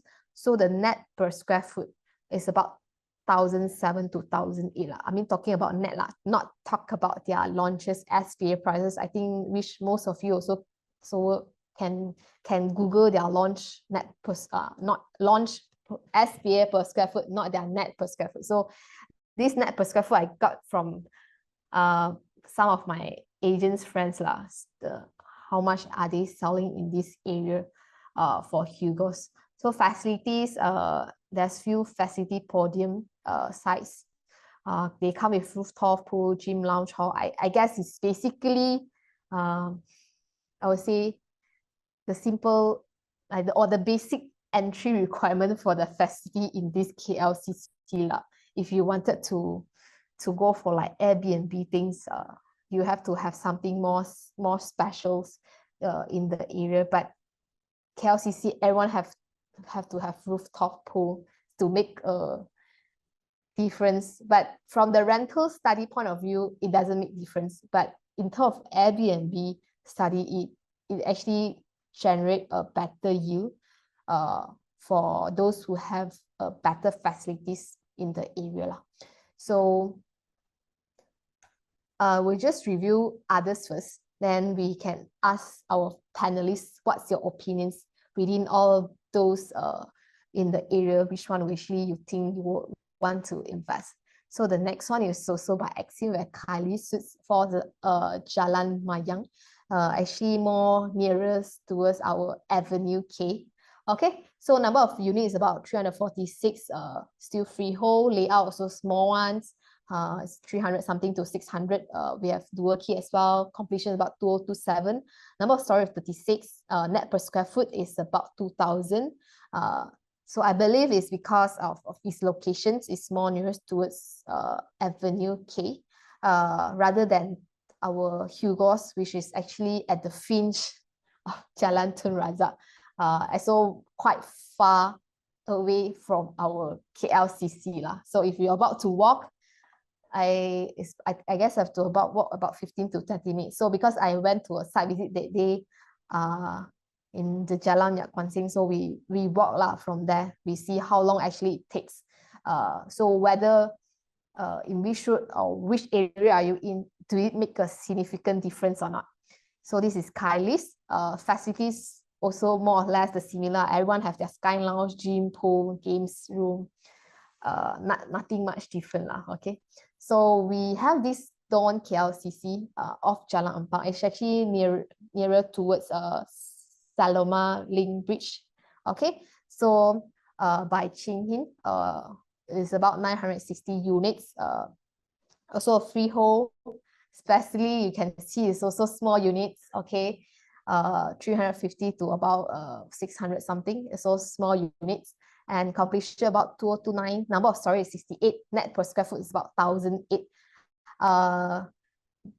From when I go through their brochures and call agents, so they say they will have retails and cafes in the areas within the festive podium. It's about level 44. They will have their restaurants. Okay, so but when I just go through before I call out, even in Dawn KLCC, I'm not sure why lah. Maybe it's just because they wanted to take it as a comparable study. They put out Scarlet Suites punya data dekat sana. I would say, okay, there's still a lot of development that you can choose ma. Why you want to choose Scarlets leh? Because you can choose something like more towards Jalan P. Ramlee, but you choose Scarlets as your study analysis structures to put it in your brochures to show to people. Then people, my question is, your net per square foot is about 1,008. Scarlets today is about 1,006 to 1,007. The transacted. So I'm not sure why lah. You still want to put a sort of like cheaper than you and do it as a comparison to you. So what is the special things about Dawn that make people who wanted to buy for Dawn? But of course, I think it's also very close lah towards our dear Petronas Twin Towers. So which one has got a better location? Is it Dawn or Scarlet? Dawn lah. In my opinion, is Dawn KLCC. So I think they are using Scarlet. I think they are using Scarlet as the benchmark to say, hey, I'm better lah. Okay. Right, then, I'm better. I'm at a much better location. I said only a bit more expensive. Therefore, my deal is a no-brainer. So I think they are using competitor lah. Picking competition, correct. So I think that's number one. Number two here is that yeah. So I pick on the weaker fella, which has got a lower base. I think that was the primary objective of using Scarlets. And plus Scarlets is completed. And the other thing here is that I think Scarlet case study is also being used by the other two competing developments. So it's something which is familiar. Why reinvent the wheel? So this is, I would say, in a way lah, in some ways it's a bait and switch lah. Right? So I thought it was actually quite clever to use Scarlet. I think because they can use star, right? So the other thing whereby I find it to be quite weird here is that Scarlet's asking price per square foot and rental seems to be rather on a high side, right? So to put things into perspective, a studio unit in Scarlet's today, average asking is about what, 3,200 all the way to about 4,000. Lowest is about 3,000, right? So let's say average 3,500. For that, you can get a 1-bedroom in Stars. Right? I for me, it's not a comparable product lah. Stars is a, it's got Escort there.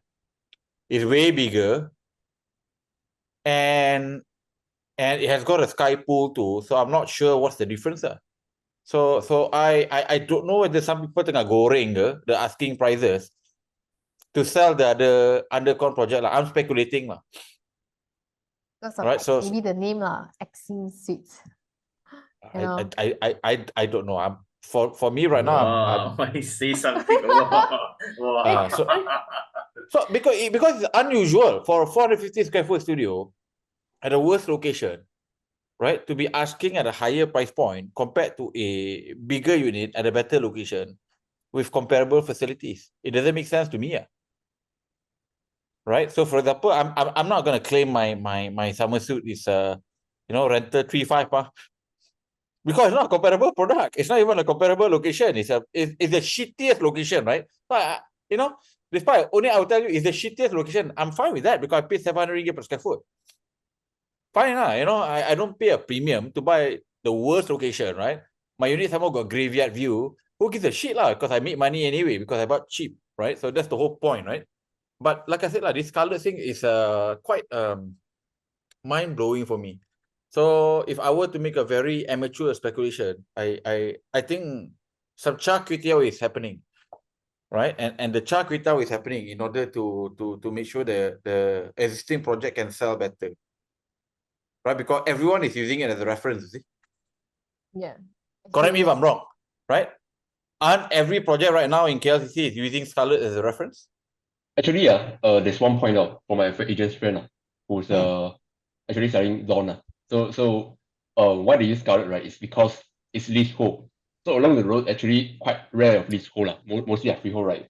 So they use that point and basically compare it with the view as well. So for example, Dawn, of course, is like straight to Twin Towers. The view is super, super nice, right? And it's freehold. Price per square feet, I think it's 1,200 per square feet difference lah. And Scarlet's wise, I think it's also 1,200 per square feet difference. But it's leasehold and the view, I think nothing much you can see from that side. So you use that as a reference point to somehow beat Scarlet's. But you see, but you know what I'm trying to say, William? A studio unit in Scarlet is today is asking the same price point as a 1-bedroom in Star. Okay. No, that to me, is a smaller size lah. Actually, their size is smaller. Subsale asking price is about 2,000 per square foot. Asking transactor is different. Okay. Which to me again leasehold, bit crazy, Yeah, super high.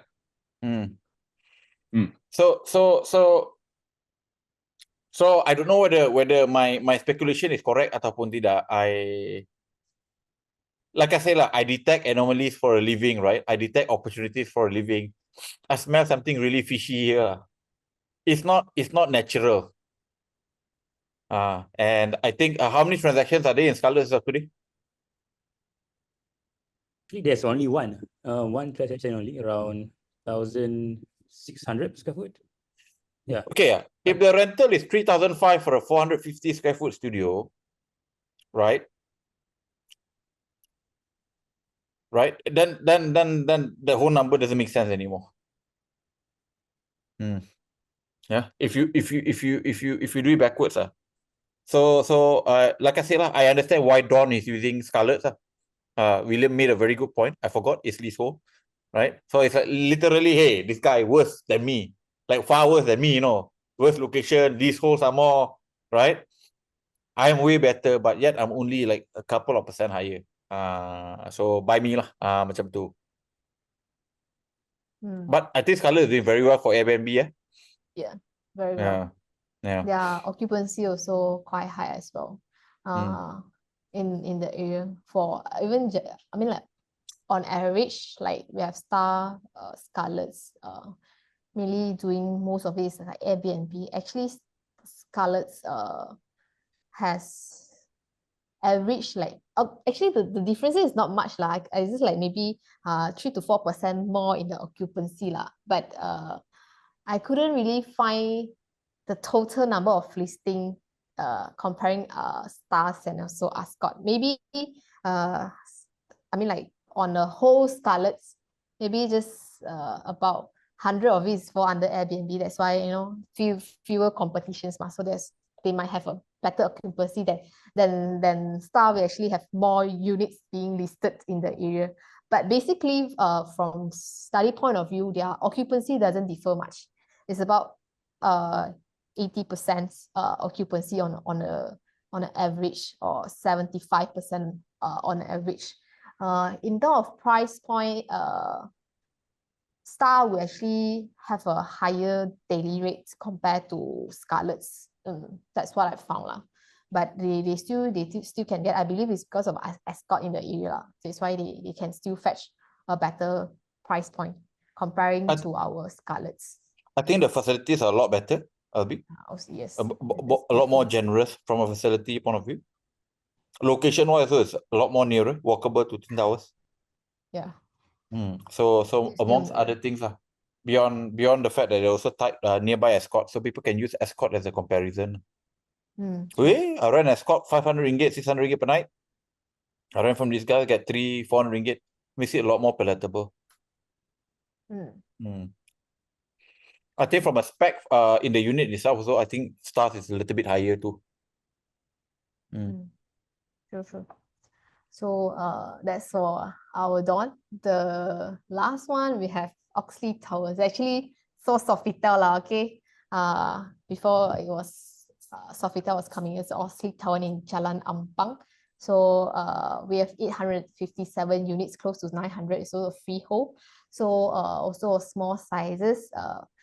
But they're so small sizes. It's not very okay. Cannot say not very small. I mean, comparing to those that launching at 350, then close to 600 studio is considered a bigger size lah. Okay, there's a kind of dual key. These completions, I'm not sure when the exact they are going to VP, but it seems that the construction is there lah. It's almost there, but it's still a question mark, because it should be completed quite a long time now. And I believe Oxley Tower come with their malls offices as well. There's something special about this source of Sofitel lah. So it's going to be a branded service suites or 6-star hotels in this source Sofitel residence. So the story number of stories, one of the highest, so is the 78 stories. So the net per square foot is about 2005 or 2004 actually. So facilities wise, they have all offer a similar, okay, the Sky Pool Lounge, multi-purpose hall is more or less the same.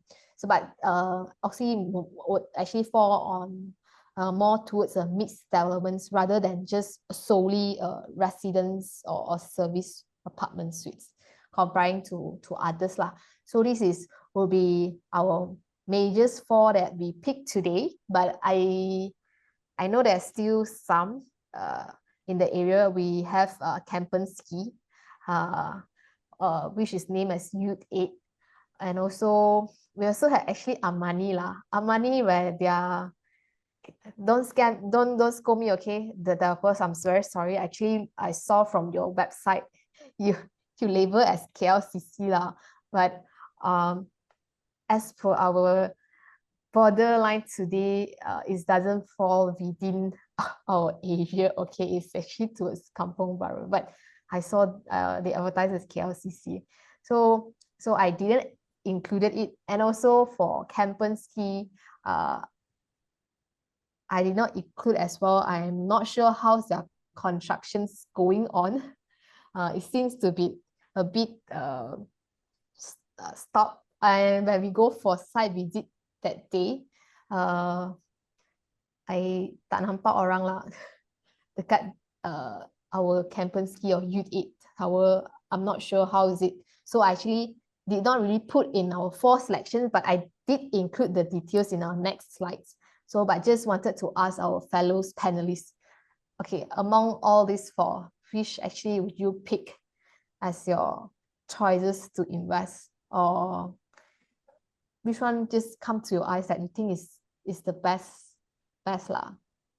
Before that, guys, let's ask the audience. So, guys, of the 4, okay lah, you can include Armani, Uda, if you want to, right? You can also include Kempinski if you want to. Which one of the 6 that you guys are going to go for?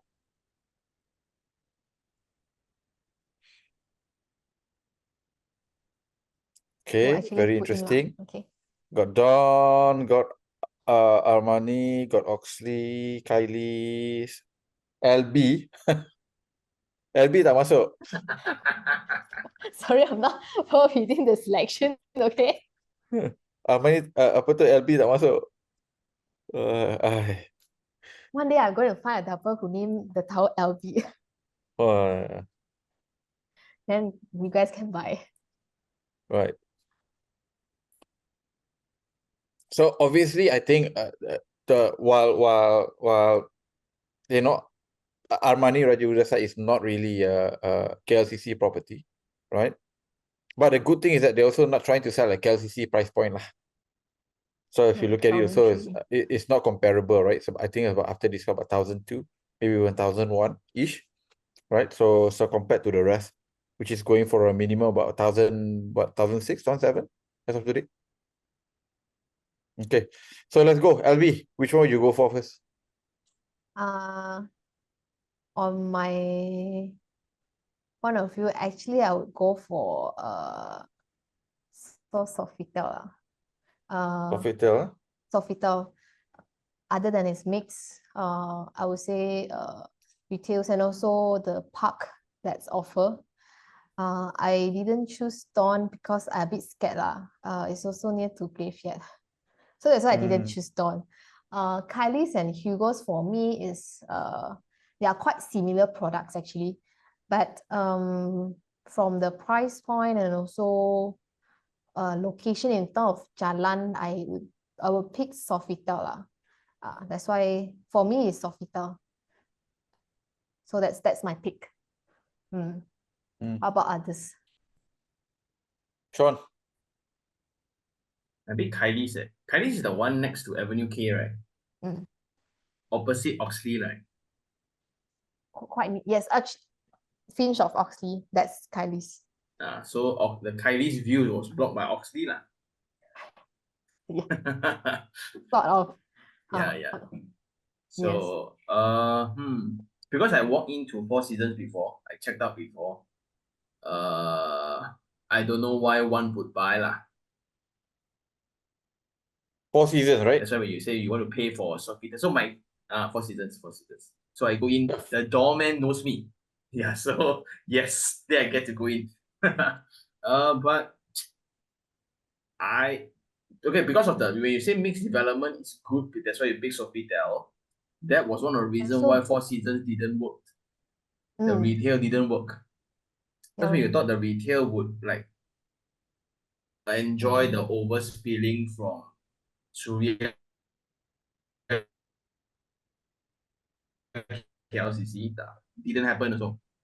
But Avenue K also, the mall also dying, right? So that's why I would pick Kylie's because the residents would make more sense. Yeah, that's my take lah. So a normal person working there, I would pick Kylie's to stay. Yeah. To stay is Kylie's. William? Right. I think for me, right, I prefer something with view lah. Anyhow, if it's in KLCC areas, like right, I think it's walkable, I would say, compared to like other towns, right? So I think distance wise, we don't feel much of it, like 100 meters or 500 meters away. So in this case, right, I will go for actually Dawn because of the view lah. Like other than probably W Hotel with a proper twin towers.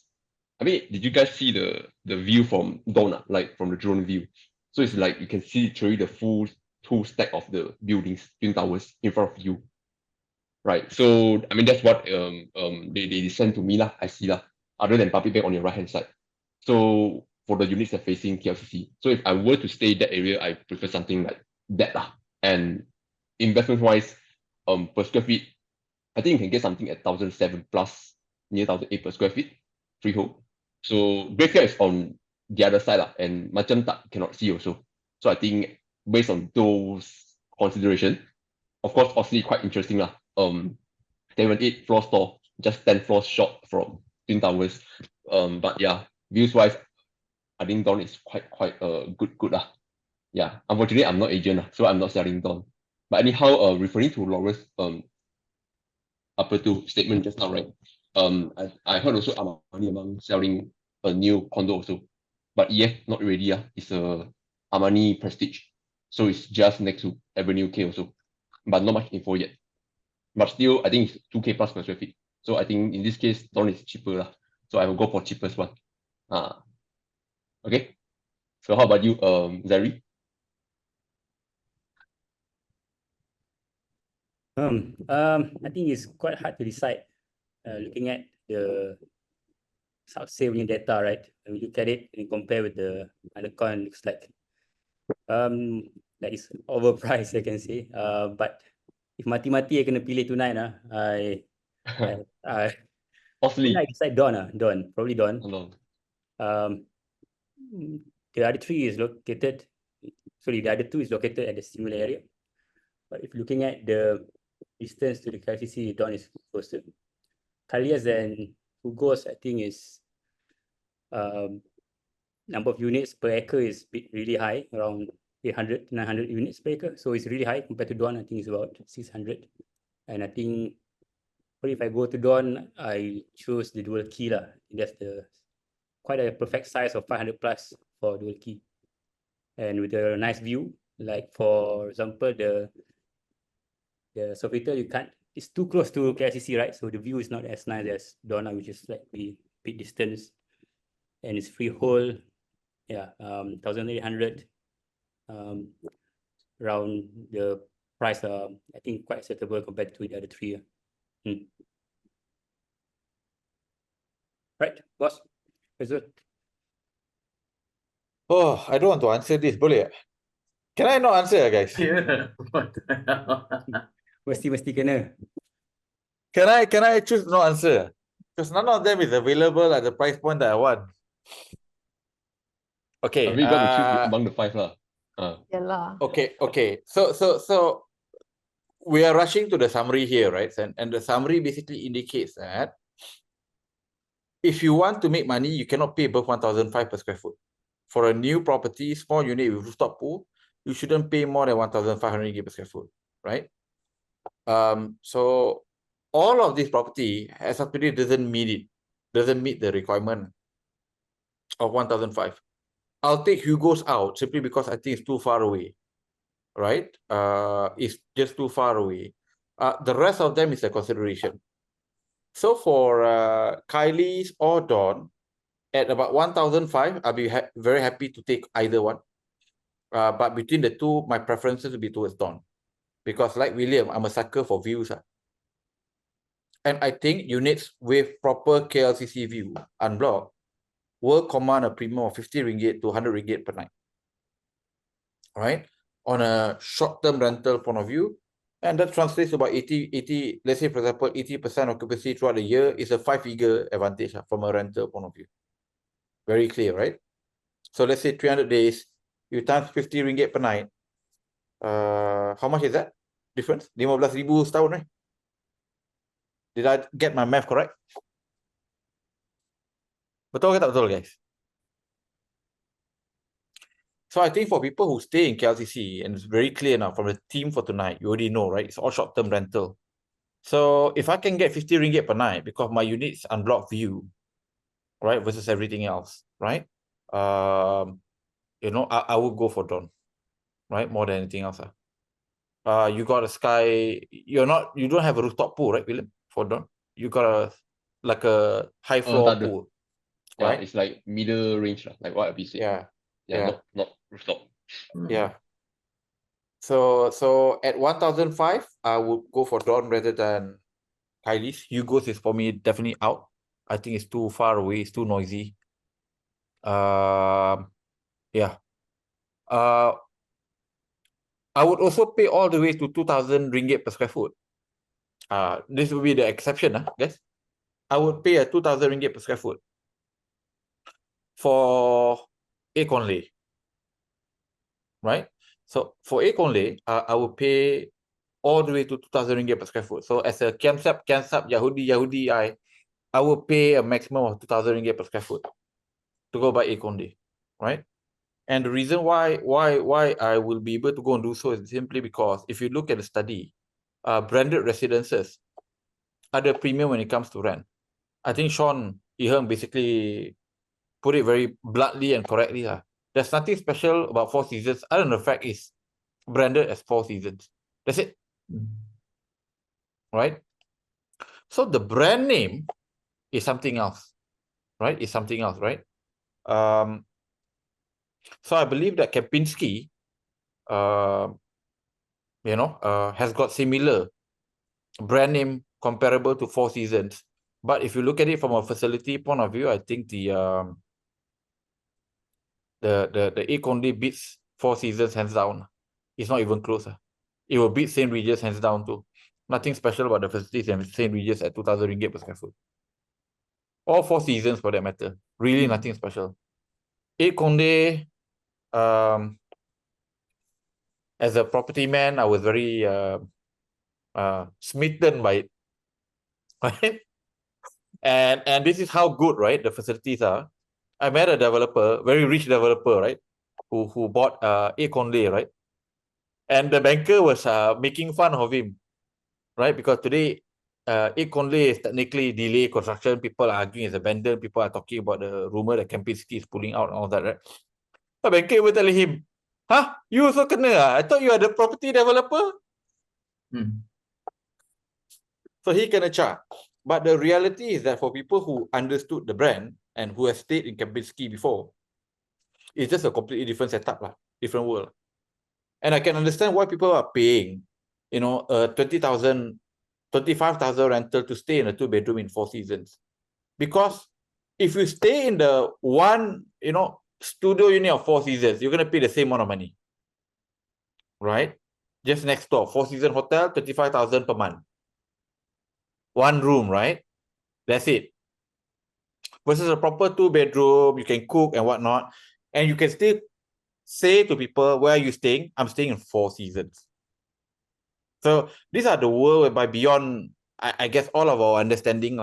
And until we found out, fuck, why is this guy getting 10 ringgit per square foot rental?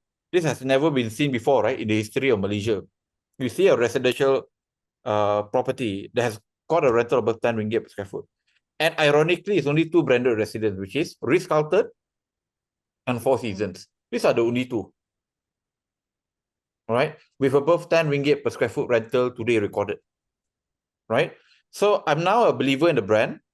Right? So 8 Conde, as a Yahudi as I am, I would never buy anything nice. Right? I would rather buy something cheap. But I will buy 8 Conde. I will buy because of the Kempinski brand. And I believe that, if Four Seasons can get 10 ringgit per square foot, I think that place can get easily 12, 13 ringgit.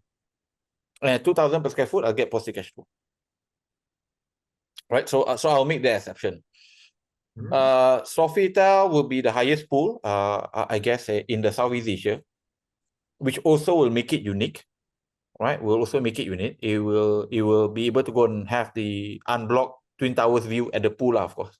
Right? At the pool, you're gonna have it because it's taller than the Four Seasons. Right?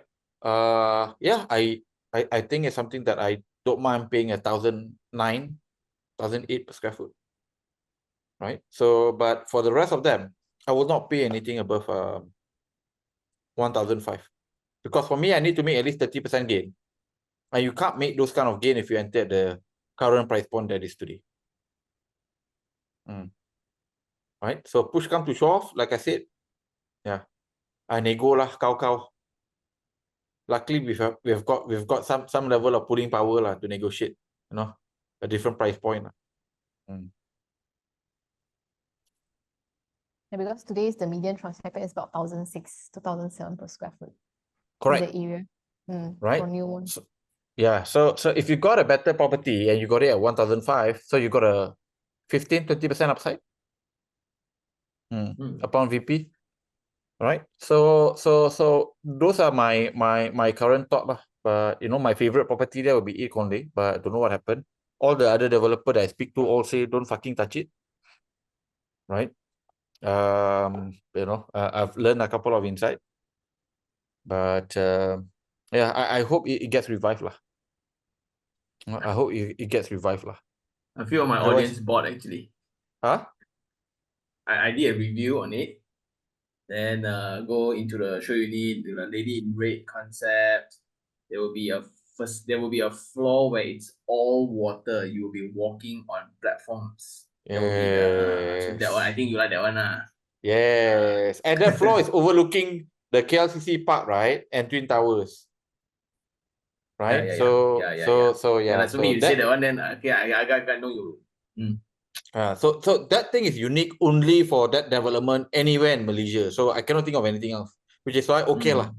I'm gonna break my rule of paying, not paying anything below above 1,005, but I will pay that for that. Yeah. So branded. So I always had this question also, like branded really works or not. But for reasons, yes. Ritz-Carlton, I don't know why. So rumor is that it's a lot of VIP that goes in those private parties and whatnot. So very high level of security, very high level of privacy. So this is coming from the royalties and whatnot lah. So that's where they party. Right? So is the that one can say on here really can say on. I mean, I didn't mention name, I didn't mention which state, which negeri. So okay lah, all right. So that's what I've been told, all right. So I don't know about you guys lah, but if you look at me, Zairi, William, Sean, I don't know about LB lah, but none of this look like a party guy lah that will be invited to any cool parties in Ritz-Carlton lah. That's for sure. LB aku tak sure. Oh, macam tu ah. I don't know lah. Right, so you are the only one below, in a way, below 30 lah. 35. William lah. William also below 30. Tapi I'm a guy lah, so yeah. Oh, macam Yeah. Tak ada harapan lah, unless you are a billionaire son ataupun multi-billionaire lah. Ataupun anak raja. But then, okay, question. Closer to KLCC, but this is because I realize this, no one talks about the MRT anymore already at this location. No. I mean, it's quite useless lah. You are in the location whereby people take MRT to go to this location, right? So this MRT becomes a nuisance to you rather than advantage lah. Right? I think the mind, I'm just going to pick this up, like when Conley's upcoming station has no correlation to pricing anymore. Yeah. So what we discovered, Sean, is that in tier 1 areas, the moment you hit above 1,000 per square foot, MRT has got no meaning to you. Has got no meaning to you, very little meaning to your tenants. Because the tenant who can afford to pay 3,000 per month for a studio, unlikely to take MRT to go anywhere lah. They take Grab. And the guy who can pay, let's say for example, 1 million for a 2-bedroom, also most likely drive a Conti lah. Right? Rather than wanting to take MRT. Okay. Right. So that was our realization lah, because we saw what happened in TTDI, right? Oh, there was a bunch of property nearby LRT, right? MRT1 station, right? And when the MRT1 was completed and it was up and running, the property price actually dropped. Dropped. Yeah, essential, right? Yeah, so it didn't go up. So protest even, yeah. So it actually went down. So why it went down? Because, well, I guess the people in TTDI was paying 1 over billion to buy their property. They don't give a shit about MRT. They don't want it to be nearby. Okay. Right? Because bringing the B40, the M40, to a T20 area. So I don't know. But so far, for tier 1 above 1,000 per square foot, no more meaning having an MRT. Right? For tier 2, anything above 700 ringgit per square foot, 800 ringgit per square foot, very hard for the price to continue to move up just because of an LRT station. Well, I think this is, for listeners, it's very useful because like we spoke about Dutamas very differently, right? Because for MRT, we think that it's going to be the thing, right? But then in this area, walking distance, you want to pick KLCC station, or you want to pick Conley station, or you want to pick the whatever station, the Ampang Park station is actually walking distance from station to station. Interesting. Right. Then closer to KLCC or closer to Pavilion makes more sense. Macam pavilion. I like 8 Conley because it's in between. Yeah, so the You can- Conley Street then becomes. Yeah. Actually, I like ampersand. I like Report. the Pearl. Huh? Or V-Port. V-Port. I don't like the name of the. I don't like the sound of the name V-Port. Not It's like classy. and the other like tripod. Mm. So But you know, one of the reasons why Vport did very well because it was accessible to both Bukit Bintang and KLCC. yeah lor. Right? And the game changer was, I think, the link bridge, right? The air conditioned link bridge. Together with the Right. rooftop pool lah. Among the Yeah, and rooftop pool is one, but they're not the only one with rooftop pool lah. But they've got the location right, they've got the size correct, they've got the facilities correct, and it went from 900 to about 1,007, 1,006 at one point. It has dropped quite a fair bit, by about 20 or 30%. Also, one observation, like a lot of these rooftop facilities or rooftop pools all are privatized. Like Sky Suites, you need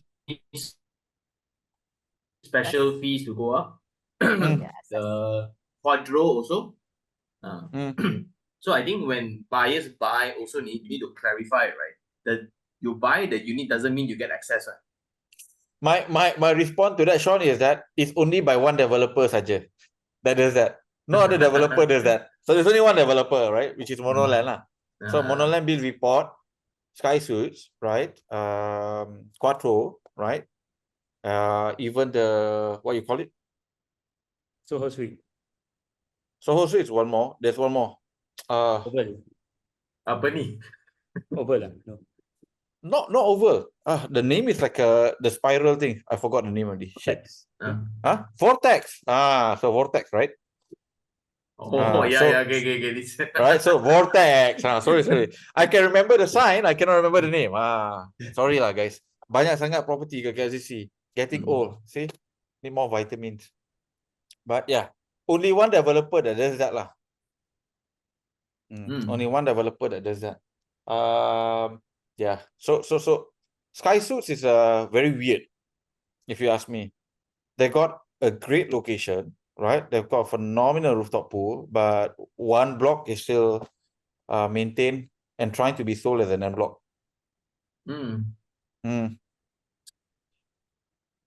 Right? And yeah, very weird.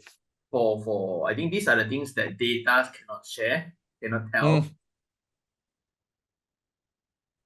So it's like ownership of the facilities. Then one more trait I realized is all landers are very small, especially the stoner part. You will have lands that are so close, but the plot ratio is high as shit, right? Then you have stoner 1, stoner 3, stoner 5, then area behind. But then you have the remaining parks that is still green. So I think when you buy also, they will show William the view of the Twin Tower, but that is not the unit that you will get lah. If I pay the premium, right? Like you are buying the price per square feet. You don't park, you will not get that stack of tower one. They will load the premium to the view that you get that view lah. Yeah. Yeah, so a few tricks like for tenant for upcoming investors, right? If you were to look at it, yeah, but I sell you this, right, but you get a unit facing the graveyard one. Sure. Yeah, I think that's probably why a lot of older developments being transacted. It's more generous in terms of the size of land. So yeah, that's why compared to the newer ones, it's small sizes, high plot ratio. Because secretly, I'm actually shopping for Binjai at the park. Like just how you say forever unblock you, unless they develop the park, then gone. I think that one is like, ooh. And what's the building next to it? I don't know what's the building. The under construction one. Is that the HSR? No. I heard like it's a car park or office. The Yeah, one, very fancy looking building. I think it's supposed to be like a convention center and the base for the next tallest tower, Menara M. But don't know lah. There was a plan back then when Mahathir was the when Tun M was the prime minister. Today not so sure. Hey, by the way, Sean, speaking of that, right? Since you are shopping, Yeah. I met a gentleman on my flight to Indonesia, I think 3 months ago, and he started a conversation, and then we ended up talking about property lah, because the guy owns about 30 units, all large size units around KLCC area, including a few units in Desa Kudalari. So he gave me the lowdown of everything, right? And he said Binjau in the park, from a workmanship point of view and maintenance point of view, is a terrible property. So he recommended the best one, and the best one has got somewhat similar views, but much greater quality. Yang tu kita PM tepi. Okay. Itu kita PM tepi. Follow my channel. Yang tu kita PM tepi. Because I'm also shopping. So I don't want suddenly nanti semua orang pergi tengok benda yang sama and drive the property values up. So yeah. Yeah. So yeah. Interesting. Anyway, let's carry on so that we can conclude the presentation and then go for Q&A, because it's already 12:15. So we continue from the slides.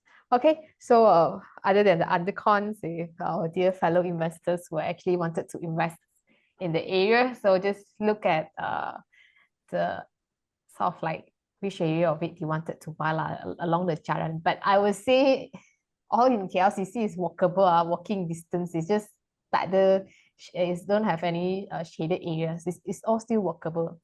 You see a lot of people walking in the area. It's really walkable. I guess that's the reason why MRT station also doesn't really make sense over there, because people just go there for like shoppings, park recreationals. So that's why you stay within the areas. You don't really need the MRT as well. Okay. Some other reason also, like you're able to stay there. You also got a car, you can just drive. Okay. So the next slide we're talking about is today is KLCC the worst performing tier 1 in the last 15 years? Okay, so I guess within the list that we have in the area, what they actually I highlighted rate is those with good or better rental yield point of view. Most of it is actually new development. Some is actually old.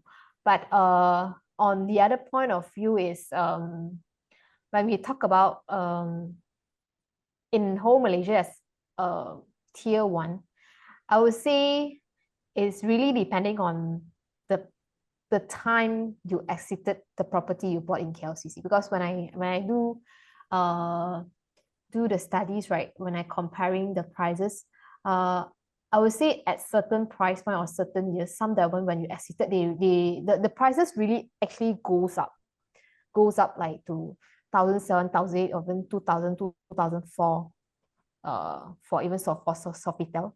Sorry, for Four Seasons. But after that, the price dropped after our COVID hits.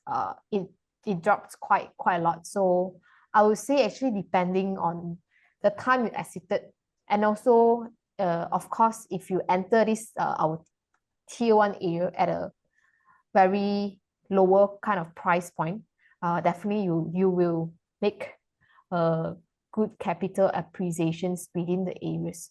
But it's just certain development. But I believe some of it in the area is actually have as per today has actually, I would say, past their golden or good time of exiting, unless there will be something exciting coming towards the areas or the surrounding that make the development's price point would actually goes up in future lah. But as per today's ones, I would say not much development in the area actually makes good capital appreciations. Okay, So that's for our KLCC. So we come towards the summary. I'll pass back the floors towards our boss Faizul to go in the summary. So I think we've discussed it throughout the presentation, guys. So I think number one key thing in the KLCC today, there's no such thing as a property you can buy with long-term positive cash flow, long-term rental or positive cash flow, right? So today KLCC is all short-term. In order to go and get positive cash flow, you have to do short-term rentals. All right, so that's the one thing, guys, which is why none of the advertisements that you will see selling KLCC property will use long-term rental as a base to go and sell the property, right? Because the developer know it cannot make it, agent also know cannot make it, so they all use short-term, right? So that's number one lah. So whether you buy a large size unit, small size unit, is the same thing. None of them rental can make it. In fact, for example, we've been asked to have a look at the property, which is more than 10 years ago has been completed, at only 750 ringgit per square foot. Okay, 750 saja from developer. All right, they got 20, 30 more units to go. Why we couldn't buy it? Because the size is too big, right? Price point roughly works to about 2.5 million. Rental can only get 8 to 10,000. So every month plus maintenance fee, your negative cash flow, even at 750 per square foot, guys, your negative cash flow is 4,000 per month. How to buy? Right? So KLCC area, guys, first summary. Short-term rental only can make it. Long-term rental or koyak cannot make it, at least for now. Right? At least for now. 5 years later, 10 years later, the moment it becomes a really, really international city with HSR, then it becomes a different story. But for today, only short-term rental can make it. Okay? Now, number two, I think people should be very, very, you need to know this. Today, the small units can do very well for Airbnb because the lack of small units. Okay? But the supply of small units of below 1,000 square foot will most likely be triple to quadruple in the next 5 years. Okay? So supply will go up by 3 to 4 times in the next 5 years. So the rental rate that you see today might not be sustainable. But like again, if the economy grows accordingly, HSR all come along, then yeah, I think the market will be able to go and absorb the existing supply of new units. Provided someone doesn't come in and build a 4,000 small unit development in KLCC. Okay. Now, the third bit here is that if you look at the property today, you already know the median price point for small units, new property transacted is about 1,006. As of today, there is no new project in the area that is selling below median, which is why for me, I won't pay anything above 1,005 per square foot. Now, a lot of you might have a different POV, point of view, but I wouldn't pay anything above 1,005 per square foot because I know what the median is. Right? Median is 1,006. And even then, you are talking about how many transactions at 1,006? Out of 300 transactions, less than 20. So very small group of transaction, right? So I'm not sure kenapa icon tu, tapi I think it's automatic thing, tiba terkeluar kan ada balloon ke apa benda semua tu kan. Kenapa ada balloon tu? Yeah, I'm not sure. So if I make love icon akan keluar benda ke? Oh yeah. Oh my god. Oh, semua pun ada Semua pun ada. I got a superpower now, guys. See? Mana you I'm the guru of love now. Right? So yeah. Anyway, selingan tengah cerita serius tiba keluar benda ni pula kan. Right? So again, all agents and developer will only market new property in KLCC based on short-term rental because it's the only thing that can make sense. It's not wrong. It's the only thing that can make sense. So cannot blame them for doing so. Right? So what does KLCC have as of today? With all being negative cash flow on long-term rental, is basically capital gains play lah, because KLCC today is the cheapest city center property you can buy anywhere in the region. Okay. So KLCC also is the top 5 biggest loser, right, since 2010. So it's not a reputation that it wants to have, but that's the reality. Like I said, you make more money buying in Puchong in 2010, Kepung in 2010, PJ in 2010. Almost any area you tembak, I think Rawang also will make more money than KLCC since 2010. That's how terrible KLCC is, which is why I really hate the location. So I group KLCC and Bukit Bintang as the same. They are now both worst performing tier 1 areas since 2010, whereby 95% failure rate. And last but not least, in KLCC also, it's not advisable to hold the property for long term because, like I said, it appears to me that the small unit short-term rental is equivalent to a student accommodation rental strategy in Cyberjaya, whereby whenever something new gets completed, everyone flocks to the new building, go rent there. And then after the place is no longer sexy, right? No longer as nice, something new come along, everyone jump ship to the new development. All right? That's why you see, for example, price point of Vport didn't move up. Somerset didn't move up, Parkview didn't move up, Mark Resident didn't move up. All right? So I think looking at the data, it becomes very clear. You buy, you hold for maximum 5 years, and whenever new competition comes along, you exit. All right? If you exited Vport or Somerset, let's say in 2017, 2018, you have gotten 30 to 40% higher compared to the price point today. All right? So that's the summary for KLCC. Right? Sean, you got anything to add to this? I think the bigger units will come back. I think it will make a comeback. Yeah, I don't know why, but it looks like nobody is building above 3,000 square feet anymore. And looking at the appetite of people, like if you were to stay nearby, everybody would eventually move into the bigger units one. And since the demographic also, like a lot of younger people not having kids, when they retire, where would they retire? So I think there will be a demand for bigger units when all small units come out lah. So that is this one no data. Ini data tak ada. Ini gut feel saja. No, the data is very clear. There's no developer building large size unit anymore. So the supply is confined, number one. Number two here is that you can't build in KLCC at below 1,400 ringgit per square foot cost price. No way. So you build small, you build large, your cost price will roughly be about 1,300, 1,400. Right? So if you enter today below 1,000, obviously there's going to be an upside lah. So you got two major advantage supporting that strategy, Sean. Right? Which I fully agree with you. Right? Number one here is that no one is building, so there's no new competition. So that's good. Right? That's always going to be good. And it appears to us, as of today, when you look at the number of transactions of people buying all these large all units, they're not buying for investment. Because it doesn't make sense. What do they buy for? Own stay. The older, the guy that I met in my flight was 60-something years old. Majority of his neighbors are his age range. Retiring in city center. Right?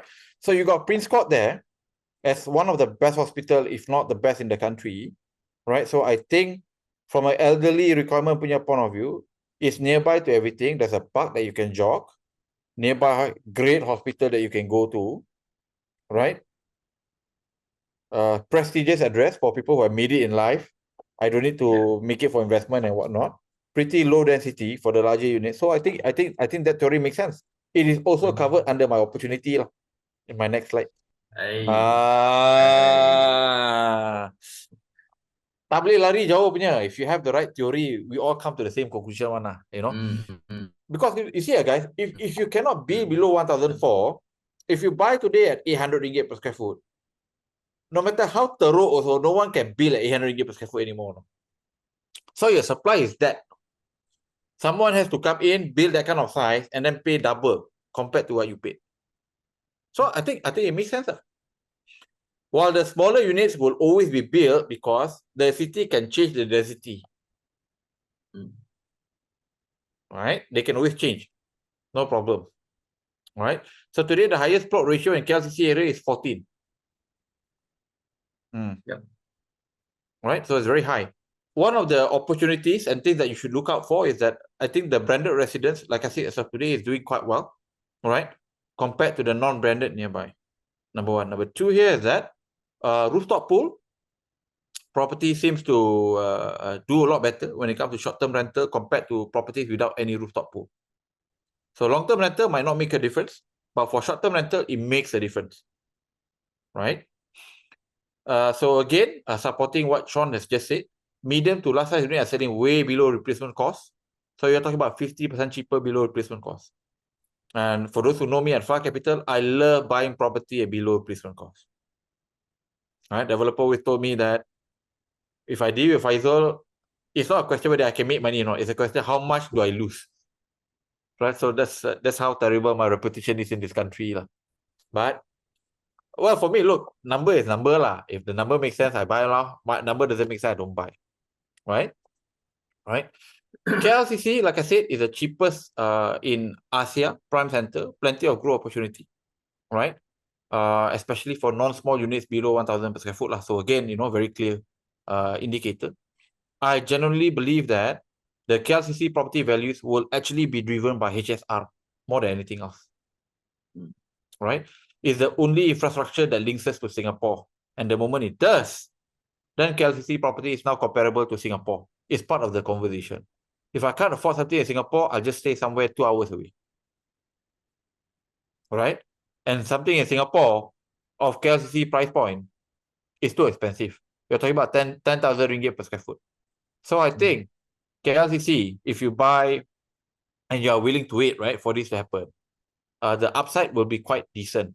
I don't think it's going to happen the next 5 years, but I think it can happen the next 10. Right? Because even if you ask Singaporean, I think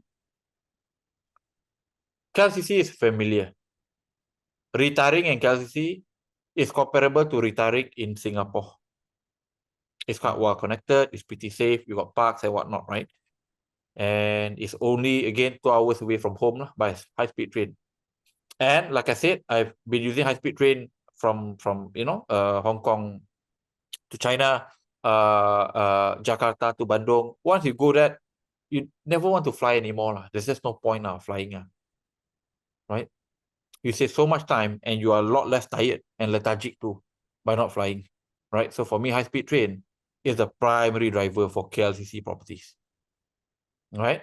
And today, the supply of larger size unit, today, I think it's only limited to KLCC only. Even Bukit Bintang don't have that many 2,000 over square foot units. Right?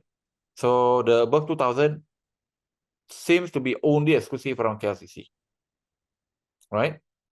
And of course, I think there's one layout that I wanted to explore in KLCC if I were given the opportunity to advise any developer. That would be the one layout I will explore. And no one has been able to go and do it or has done it. And I think if they can do that kind of layout, I think even at 1,800, 2,000 ringgit per square foot, you can get positive cash flow, even on long-term rental. So if you are a developer watching this, and I know there are a bunch of developers beginning to watch this show, Sean, right? You can reach out to us. Right? And, let's see what we can do together. Iklan sikit. Right? Korang pun nak beli kan guys? Betul tak? You guys also want to buy, right? If you can get positive cash flow. Betul tak? So you want them to come and reach out to me. Then I can help them craft a nice super condo dekat KLCC that you can actually make money. Right? Even at 1,800, 2,000 per square foot. Okay? Long-term rental, guys. Gitu. So, next slide, please. Okay? So, again, our recommendation, very clear here.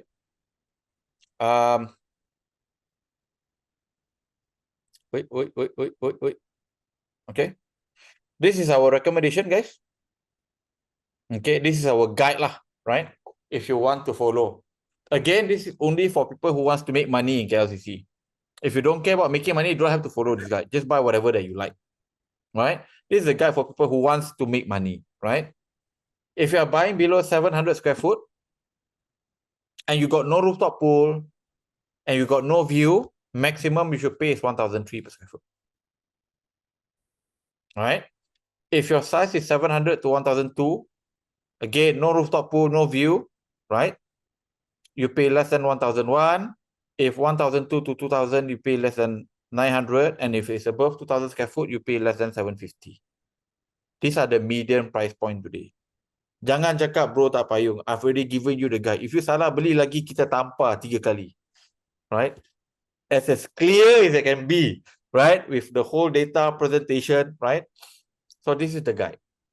Now, obviously, if the unit has got unblocked view, now you have to remember in tier 1, if you have good views, you can command 10, 15%, 20% rental premium.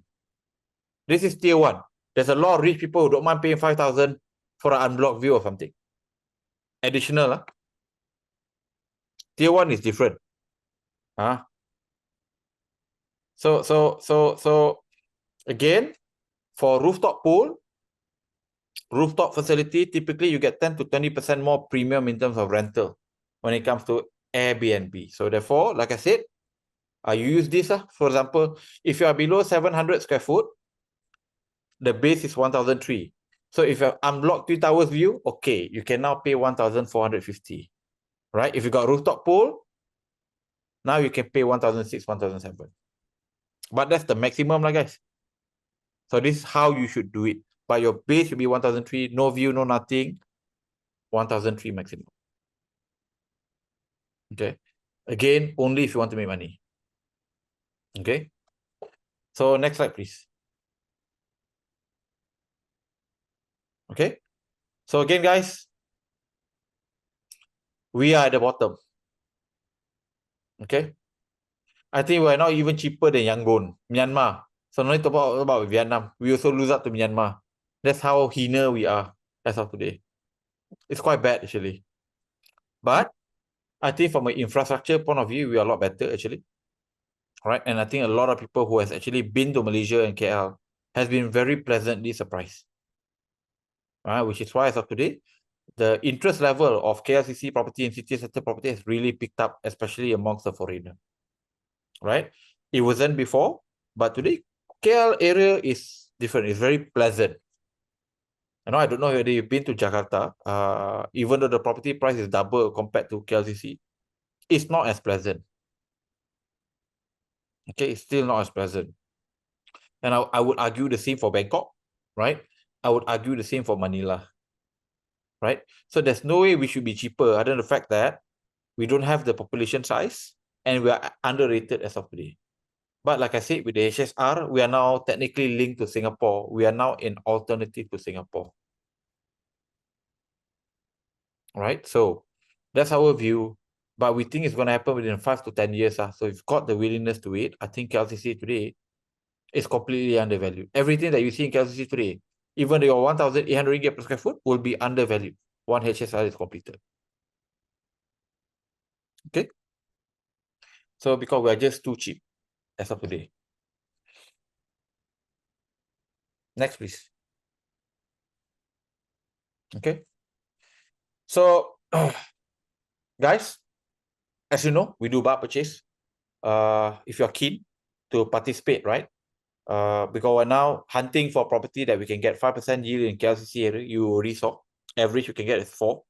We're hunting for something with 5 to 6%. Join our WhatsApp channel, right? If you want to follow our recommended price, right? Also can join our WhatsApp channel. We think there are better opportunities beyond KLCC area, right? Other tier 1 areas, I think will make more money than KLCC in the next 5 years. But within the next 6 to 10 years, I think KLCC will be one of the best performing areas. And next 5 years, I think there are better tier 1 areas. All right. Last but not least, if you're on a budget, don't buy KLCC because, as you know, KLCC won't make money in a short period of time. But today we are looking at launching a property that can go to KLCC less than 240K, right? Just 30 minutes to KLCC. All right. So we like to buy mass market property. If you like to join this, click on the link that we have and join our WhatsApp channel. Right. So yeah, I think with that, I end the presentation tonight. I hope you learned something, and then after that we can move to Q&A. All right. So I guys, just- special bonus for people who attend tonight, right? You get to ask the questions, and then we'll do our best to basically you know, to answer any question that is not answered already. Okay. Okay. Right. So the panelists, please mark the questions that you want me to read live. We have few already. We have around 20 questions as of now. I'm gonna start with the first one. This is from Mr. Joe. I'm a foreigner and I'm looking to buy something in Kuala Lumpur. Can I still get above 6% rental today? KLCC is very unlikely, in my opinion. As you can see, the data is very clear, unless you do Airbnb, right? So we are talking about non-Airbnb kind of rental. Because if you do Airbnb, you can get even 15, right? So if we're talking about KLCC proper long-term rental, KLCC is not the place. But there are other tier 1 areas that we think you can get 8 to 9%, and it's foreigner friendly, right? So these are, part of tier 1 too, right? And again, it's foreigner friendly, and you can get, above 8% rental. All right. But KLCC, not really, yeah? Just not KLCC. Okay, the next one. Hi, I am coming from Singapore and I was keen on KLCC, but after tonight, I probably have to look at something else. What would you recommend if you were in my shoe? This is coming from Mr. Brian. Singapore, looking at KLCC now no longer. I'm so sorry for spoiling your, your goal. But I think the data is very clear. Again, right? It's not a view KLCC is bad. We don't think people will be able to make much in the next 5 years. 6 to 10 years will be a very different story. Post HSR completion. But in the next 5 years, I think again, similar to the first question, I think. There are areas around tier 1, for example. So what we did, right? There's a bunch of tier 1 areas. We compare all of them, then we buy the cheapest one in the whole of tier 1. So today, the one that we are buying in tier 1 area is only 600 ringgit per square foot. Right? When the median price point over there is already 900 ringgit per square foot. Right? So these are things that I would buy if I were in your shoes, if I want to make the most amount of return in the next 5 years. Then 6 to 10 years, I would bet on KLCC. So again, right? Whatever that we say, there's always a timing allocated to it, and we justify why, right? What's the driving behavior behind those suggestions and predictions? So the next one is from Encik Azizul. I placed a booking on a project H at approximately 2,000 per square feet. In KLCC, a agent convinced me that I can get above 10% return. Should I proceed? Worried now about the supply. I think tonight's presentation is quite clear, right? So you bought something in 2,000 per square foot in KLCC, and agency can get 10%. Okay. Like I said, unless you do Airbnb, unless you are talking about very special circumstances, it's very unlikely you're going to get more than 10% until you. So up to you. I think it's not that it's not achievable, but I think it's a very highly optimistic projection. And I think for at least for me the entry price that I would enter will be very clear for the project that we discussed tonight. Question. So, okay, Airbnb like 10-12%, right? That's the generated before splitting profits, right? Correct. I think audiences also needs to understand this. Yeah. So like, okay, Yeah. also does it mean I can buy, or as long as I can buy 1 million or no, 2 million, 3 million, then I go and get out the property to Airbnb. Does it mean I straight away hope for 10% back really? Actually, you don't get 10%. Yeah, I think that is something that audiences also need to understand. You need to split with the operator. unless you're the operator yourself, then okay lah. You have an Airbnb 5-star rating hostel thing, okay lah. And I will sound really bad lah for saying this. Guys, any shit property also will look good in Airbnb mah. Anything, right? I've got clients buying in, you know, Kelana Jaya, right? Paid 700,000 for the property, and they can make 15,000 rental per month. Not KLCC ya, Kelana Jaya guys. 700,000 saja. Pay to the bank 3,500. Generate for Airbnb 15,000. Right? So it's okay to go with Airbnb, but it shouldn't be the only rental option you consider lah. That in my opinion lah. So for example, like the one in Kelana Jaya, long-term rental also can get break even. You do co-living also can get break even. You do medium-term also can get break even. Then you do Airbnb, even make more money. Right? So I think you gotta ask better questions, I guys, to your agents or to the developer, right? And beyond that one rental strategy, right? As we see 7 criteria, we got this thing called multiple rental option. You need to have minimum 2 or 3 rental option in order to get to break even. Otherwise, it's a risky purchase. Right? Yes, I So- believe it because KLCC come with a lot of new small sizes Airbnb strategies developments.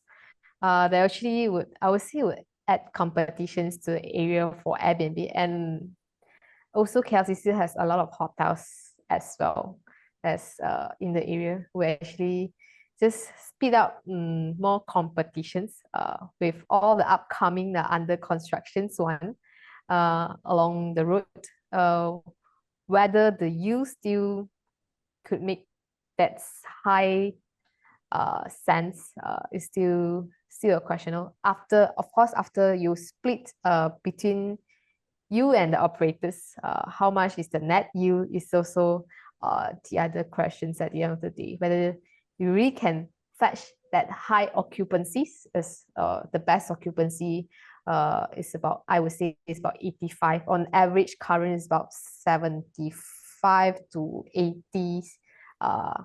But when there's more and more coming in, whether you can reach that much, and also will there be a price war also, I think this is something that we have to put in mind for this.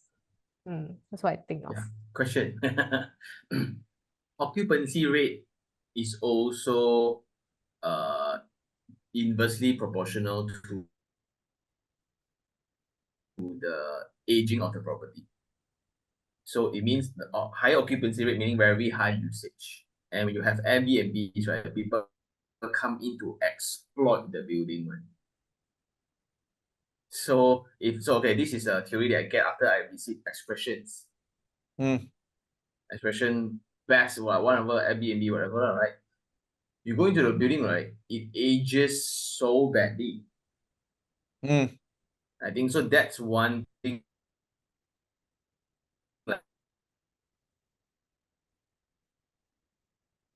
When you say into the data cannot see, so it's not very good lah. So if you will hold a building more than 7 years, right? Then the new one come out, everybody go to the new one, gone. Then exit strategy is also one big thing. Who else would buy a 350 square feet unit? If rental cannot cover already, right?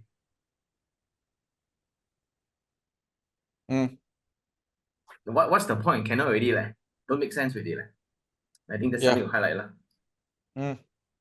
So again, which is why I like to use the KLCC property equivalent to student accommodation.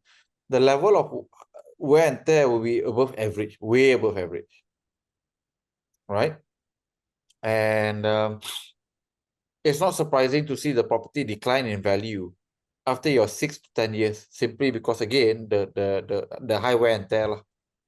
Right? So it's a high wear and tear.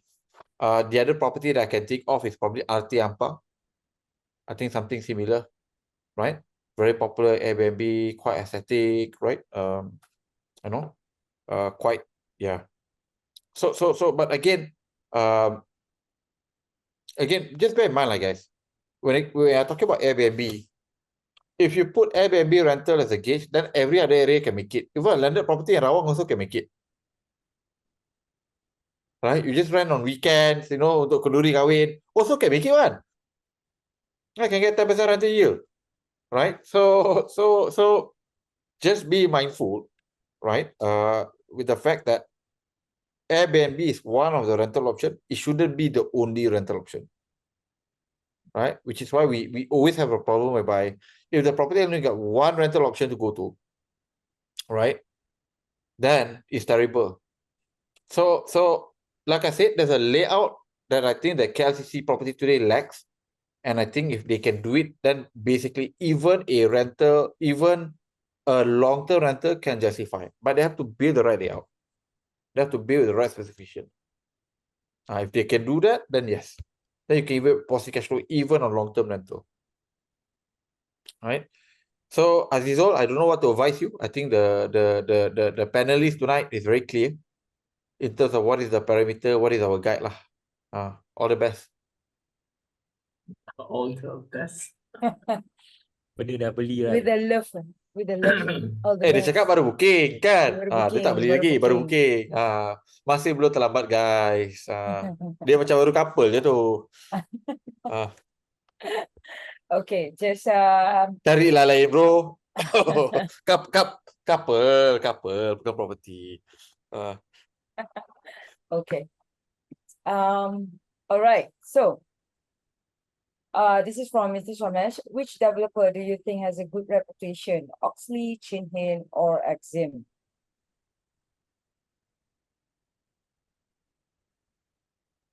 Well, hard to say. I think, yeah. When you comment on developer, is it? Yeah. I think okay Dion, I think I'm very familiar. I think aggressiveness, Exim has been crazy. If you can see how much they are building, but one of their developments in Damansara area, the Damansara city area, they just had a public hearing against the residents. So that was a one big incident, like because they didn't build to what was promised. But based on their scale and based on their furnished products, I think got standard lah. Then Chin Hin is all my seniors in the industry are inside. I go in marketing ke, project ke, everybody knew. But it's like a little ex-company of mine. And they are also coming up very, very strong. So suddenly got this new injection of capital, don't know from where. So I think furnished product wise, we have seen more Exim ones, which is very, I think quite power. I think their detailings. Chin Hin, I haven't seen any much yet.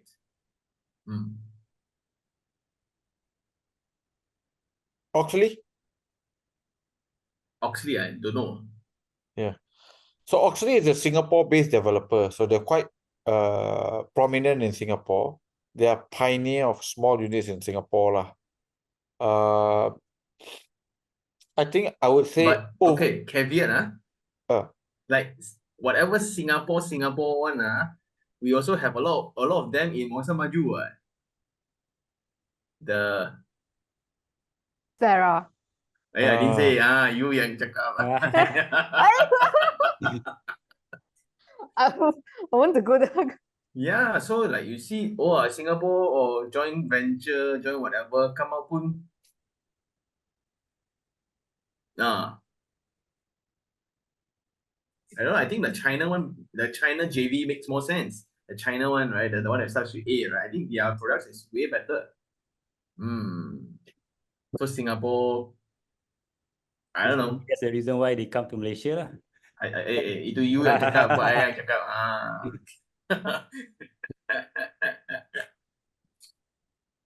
So in a way, I think from a reputation point of view, I think as of today, Exim probably has got the best one.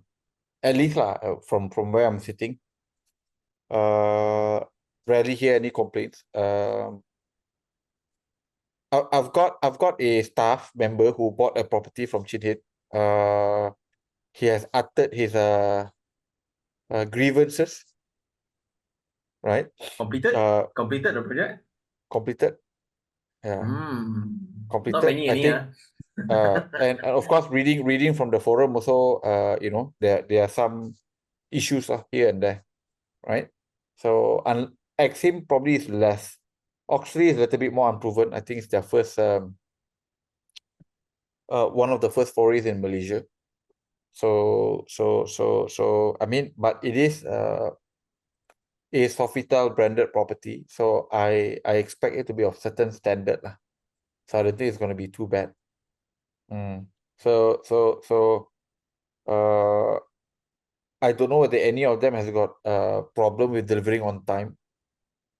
I can't recall whether Exim has got any issues of delivering properties on time. I don't recall any. Right? I don't know about Chin Hin too. Haven't really studied lah, offhand macam ni. But I think the Sofitel project, if you look at the website, I think LP was supposed to be completed already, right? And it hasn't been completed, right? W Hotel also branded. W was supposed to be branded also.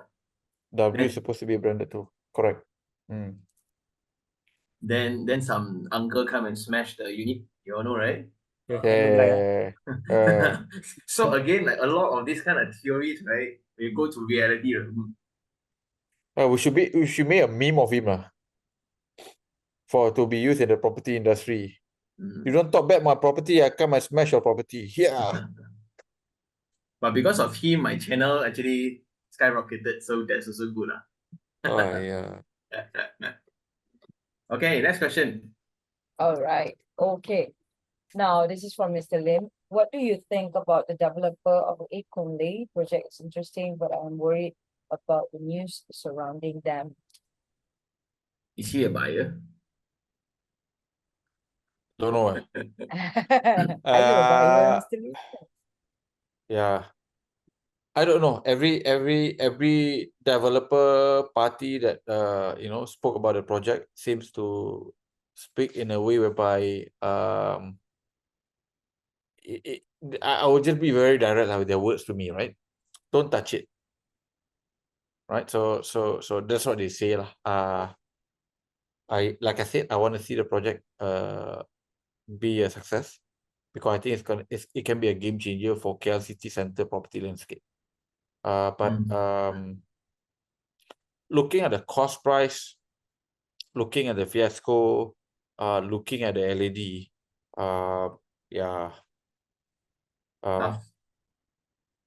the price point, it has to be way above 1 billion, right?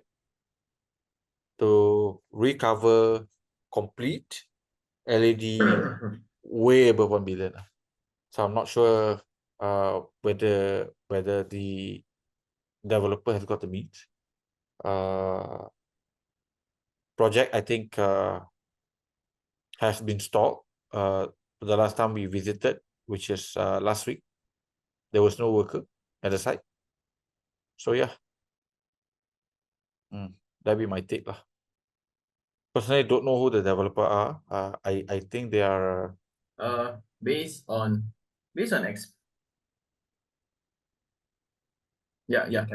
So based on experience, there is only one more project in Mont Kiara called Tuai that switched contractor halfway. So switching delays about 20 months to 24 months if you know how to do it. So that project initially was a great success, made a lot of money, but they completed the project in negative. So they lost money just because of LEDs and switching the main con, re-tendering everything at a new price, but you sold everything at an old price. Gone.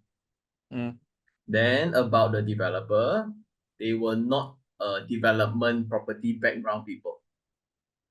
Insurance, actually. Yeah, so it's from the Kurnia insurance side of things. They sold the business. Then this is their first gig that was supposed to make a big bang. I also like the property actually. I really like the property. So the very sexy thing, people thought it was an error, and so from a construction point of view, I think it's amazing. Yeah. Just so now, in order to get the main con out is a very, very big thing. Very, very serious. All right. Okay. The next one is from Zainuddin. Mr. Zainuddin. Jalan Ampang is just next to KLCC and the price are a lot more reasonable there. What do you think investing there at 1,100 per square foot? William. Jalan Ampang 1001 PSF. I mean, I bought a unit at the Bukit Bintang at the same price point, like walking to TRX Matu. So unless your Jalan Ampang is like really, really Humblenya. Humblenya. Wow. Wow, okay, that would unless say you're Like, Okay, Flipping hair. let's answer the question first, guys. Okay, so unless your Jalan Ampang is like really close to Twin Towers 1, then I think depends also lah how far away, right, from the area. So if your Jalan Ampang is like Selangor 1, I think it's not reasonable already lah. You want to say something? Macam ada something? No, Faizul? No, I just you're like you want to show off, man, show off, no? No, just a reference point, right? Like, the price point when you reference now. So Correct. yeah. So Yeah. Jalan Ampang, there's a Selangor side and a KL side. Yeah. Right. So I'll just share with you what we did at FACAP. 2 years ago? We entered Jalan Ampang about 630 ringgit per square foot. Right. So for us, Jalan Ampang is oversupply. We will not enter at anything above 750 ringgit per square foot as of today. 1,001 is very high, and of course Jalan Ampang has got the KLCC style of Jalan Ampang, which is still okay. And then after the crossing of the Jalan Tun Razak is already proper Jalan Ampang, so that one nothing more lah, because today the only time we pay above 1,000 ringgit per square foot is that it's walkable to KLCC, walkable to Bukit Bintang, walkable to TRX. So these are the only 3 places will actually pay above 1,000 per square foot. As what William has said, we bought Bukit Bintang walkable to Pavilion and TRX before at 1,001, 1,002. It makes no sense to buy something in Jalan Ampang at those kind of price point. And our clients bought Jalan Ampang at 630, 650 ringgit per square foot a couple of years ago. Again, rental initially struggled. Again, did Airbnb. So yeah, can get more than 10,000 Jalan Ampang, but not small units, larger units. So again, do Airbnb, anything can make it one. So KLCC, you do Airbnb, dapat 8%, 9%, you might make a few hundred ringgit lah. Other areas you can make a couple of thousand ringgit. Because you have lesser competition compared to KLCC area. Look at the map that LB presented. The Air DNA map. It's massive. Your competition is crazy. So yeah, that's on Jalan Ampang. Okay. All right. Now, the next one is from Koyum. Mr. Koyum, I bought a unit in Armani Res Raja Uda. What do you think about that place? I don't know what price point you bought. In all honesty, I quite like the layout. I quite like the facilities. Developer is my friend. They've worked with Far Capital before. So in a way, the product was somewhat designed using our feedback too, right? That rooftop pool, dual keys and whatnot. But we're hoping to get it at a cheaper price point. So as of today, they wanted to sell higher. So again, I think our standard of our cap is very clear. The only time we pay above 1,000 per square foot, you have to be walkable to Bukit Bintang, which is the pavilion side.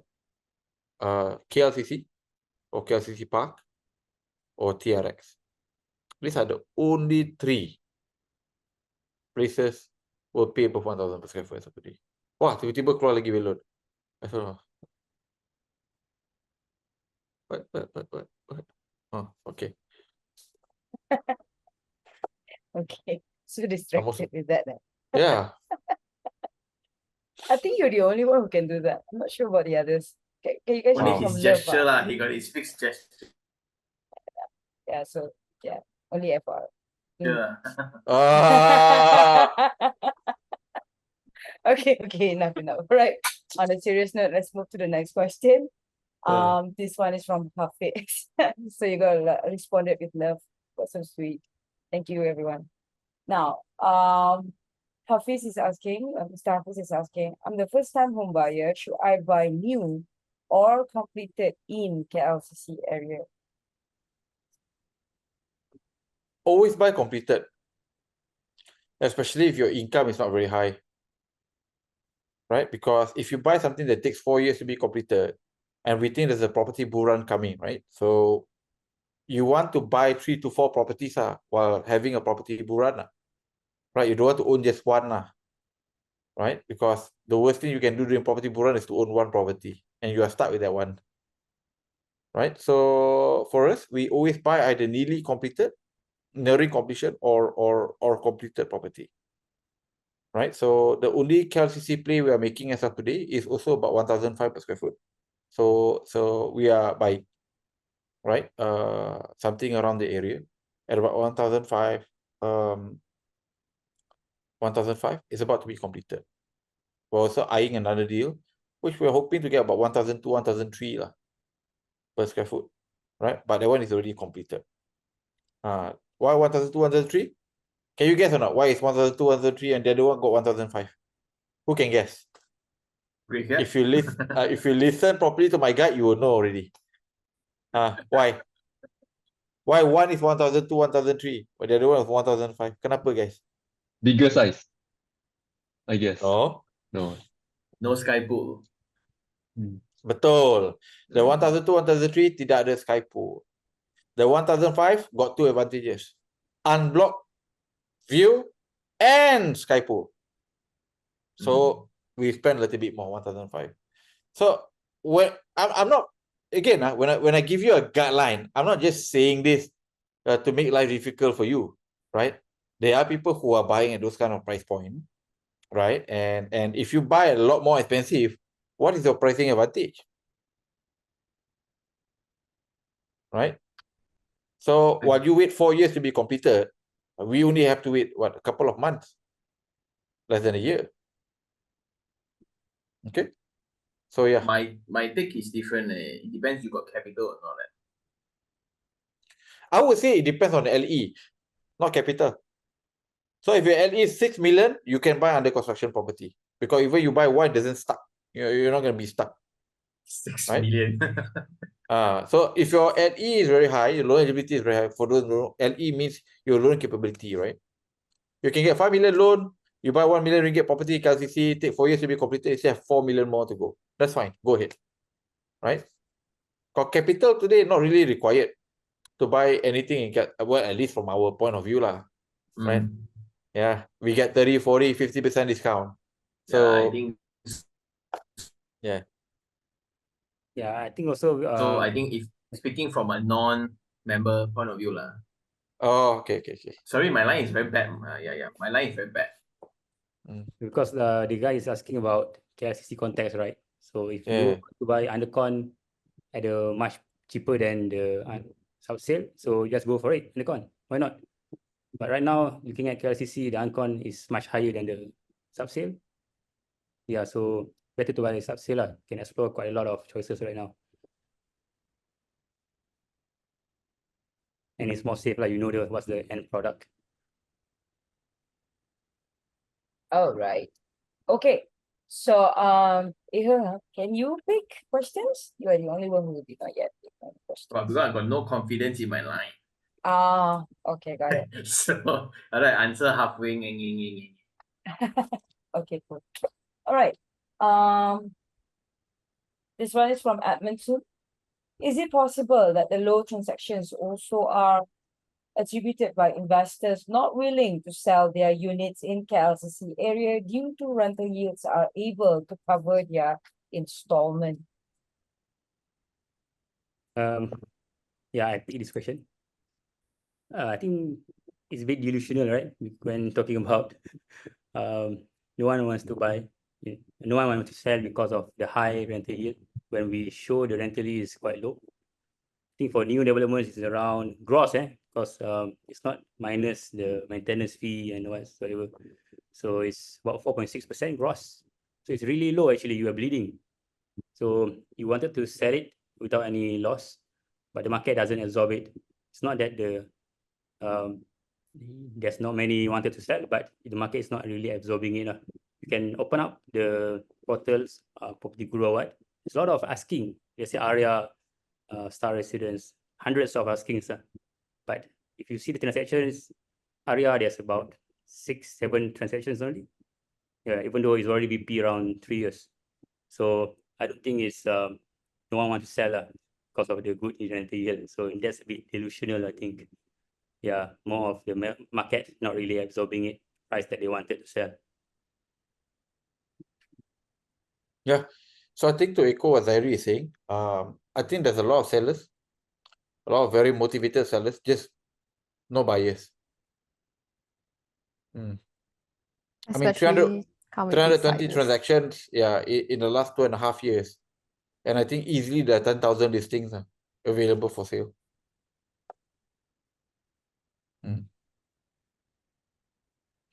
All right. Just going back. Hello, yeah. So, like old ones, right? I think they bought at an interest rate when it was 6 or 7%. So, just now when you say the yield is about 4, right? They bleed like hell.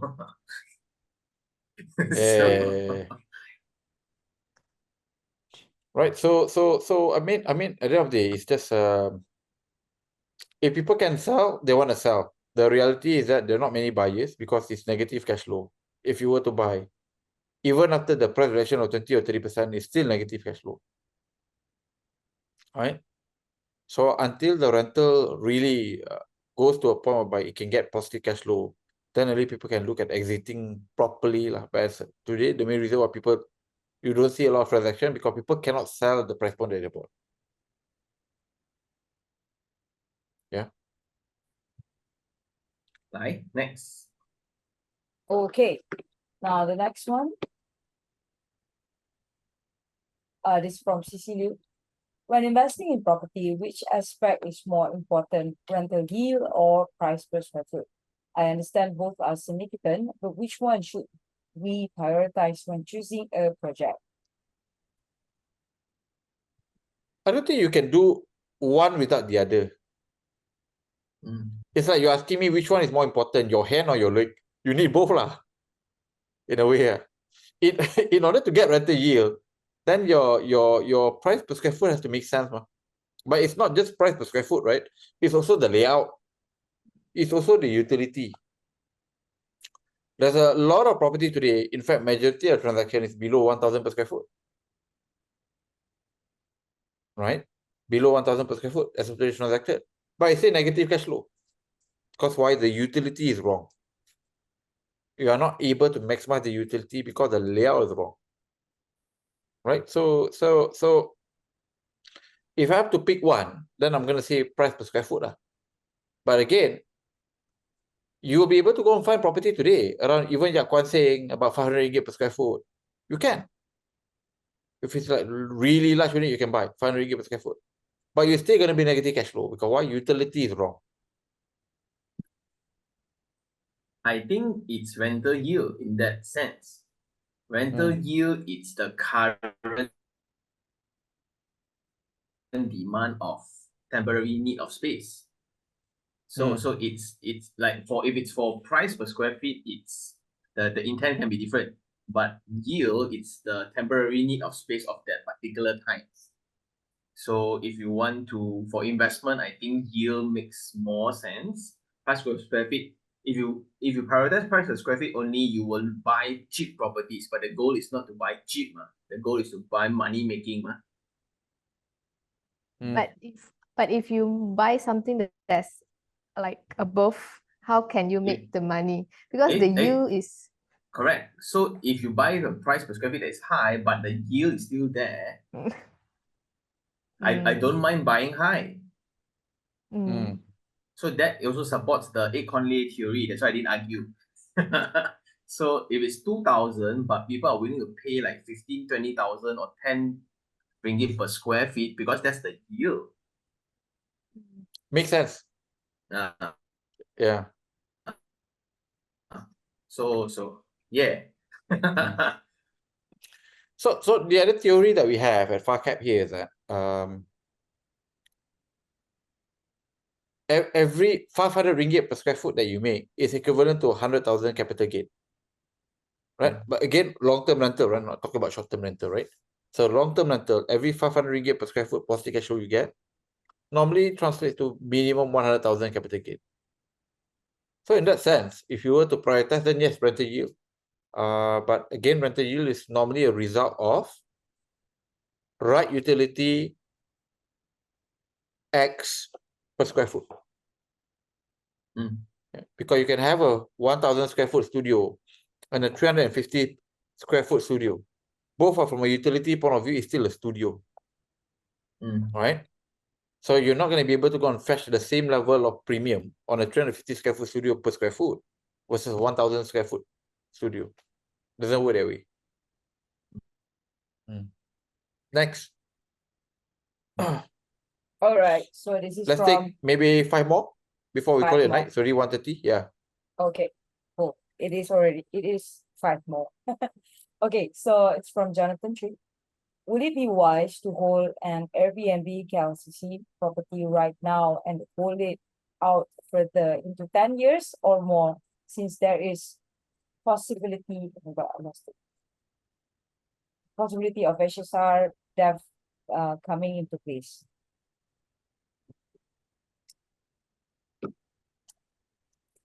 I would say yes, if you enter the right per square foot today. Right? Because your HSR not gonna help much if you already paid 2,000 per square foot. That would be my point of view, right? As of today, right? Because yeah, you can argue that 10 years later there'll be a lot more Singaporean coming to KLCC to spend. Yeah, but you also have 4 times more the competition. Right? So you got more people, but you also have a lot more competition. All right, 10 years from now. So I think, like I said, the real money is going to be made with those who bought at below 1,002 per square foot. So because you just cannot replace them anymore. All right, you just can't. So that's where I think is going to be the most money is being made. Your small size studio unit as of today at 2,000 per square foot. Yeah, maybe you can exit 30% higher. But that's about it. You're not going to be 100% more. Unlike the larger size units. 800 become 1,006. All right. Yeah. Yeah. I don't see a long-term game for any Airbnb oriented projects on it. because you say Airbnb 10 years. The maintenance wise, Yeah. for the area, I don't think, because usually they exit fast. So to me, that's why now I still have this very fearful thing about my projects being Airbnb. Right? Suddenly our Selangor leader pakat with a Penang leader, right? Or we ban them because since it's going to be like Singapore got no Airbnb one. We are just one policy away. Later, if all the hoteliers say, hey, because of Airbnb, we all our business all cannot make it, the whole all gone. So I that's why I don't hold any Airbnb oriented things. Personal point of view. Oh, you're right, no? You're just one hasutan away from no Airbnb in KL. You're just one hasutan away, one mayor away from a complete ban of Airbnb in KL. Right? So that to me is actually your largest risk by far. Right? And it's even levels. That's national level, state level, from a condo level. That's correct. Yeah. So now you guys understand, right? Why we say multiple rental strategy, don't rely on one. Great if you have Airbnb, great if you can make a couple of thousand, but what happens when it's banned? Because essentially, you guys are competing with hotels. Hotels pay a lot more taxes than you. Government make more money from the hotel than you. You don't pay your taxes. Lari lagi adalah jelaka betul. So the motivation from a government point of view to stop Airbnb is actually very high. Who are they going to piss? A couple of thousand elitist owners in KLCC is not going to make a change in form of their voter punya base. Right? So Yeah, actually, I think talking it's about, yeah, sorry. yeah. I think it's a very significant risk that people have to take into consideration. Yeah, talking about Airbnb, I'm just wondering, is there any developments with like pure Airbnb that's actually making money for the past like 10 years? KL Central used to be there. Central Residence. Anti-residents. Yeah. And Face Suites. Platinum Suites. So those were the only pool view top performing. My friend holds like 180 units. All gone case. If you were to sell it today, the face platinum, face No suites, value. No value. it's being blocked, right? The No, swimming pool yeah. now. So, but during when they stay, people pay 1.6 million, go to the pool. It feels like a hotel. Yeah. It's very frustrating. To me, as an owner, it's very, very frustrating. Then they launched it, the second phase, much higher in price. That's really crazy. Is the second phase much higher for phase? I don't It's I 1,006. I don't know. I think that was the gross price. I think the net price is cheaper, comparable kot dengan first phase. I think the first phase people really kena kena screw nicely lah basically.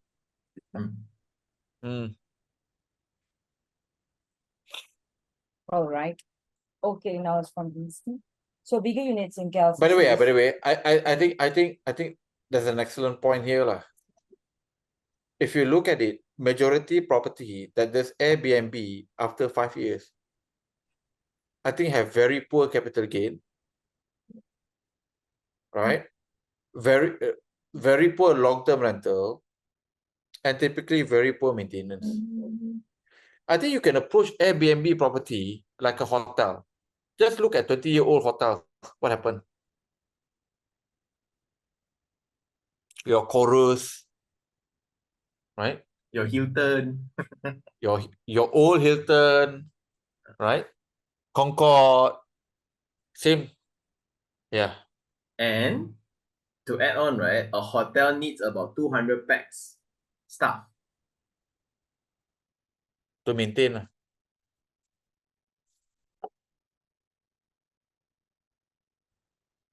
You have your Airbnb, you have your Airbnb 4-person team.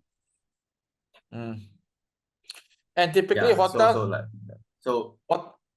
Sorry. And typically hotels are expected to be refurbished every 7 to 8 years. Who's gonna refurbish your condo? Right? So different. Yeah, different guys. So be mindful. The Airbnb game is dangerous. There's a lot of limitation. Law can change. Very unfavorable long term. You know? Right? Okay, now the next one is from BC. So bigger units in KLCC is good for investment as well. Strategy is only Airbnb, right? What Sean's looking for capital gains? Yes. So, okay, secretly, my game is I want to buy something where I don't mind staying in. So when my kid goes to primary school, I will move into KLCC.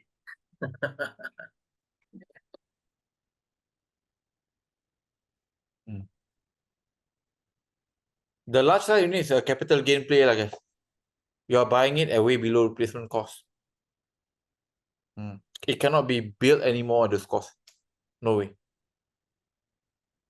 Not only on a material cost point of view, it's from a buildable area point of view.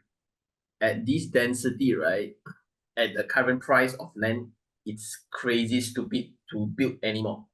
If you were to build a 2 days context, it's going to cost like 5-8 times more. Not only materials. So I think Sean's plan is that by that, he knows he cannot get positive cash flow. So just stay there, enjoy the place. And the day the place become double or triple, then he sells it. Not bad, ma. Someone pay for your own stay and you get to stay in KLCC some more. I think it's a brilliant plan. Yeah. Next. Okay, 2 more. This one is from Louis Liu. Since older developments per square feet price, Since older developments per square feet price are much lower, is it better to buy sub-sale versus new launch?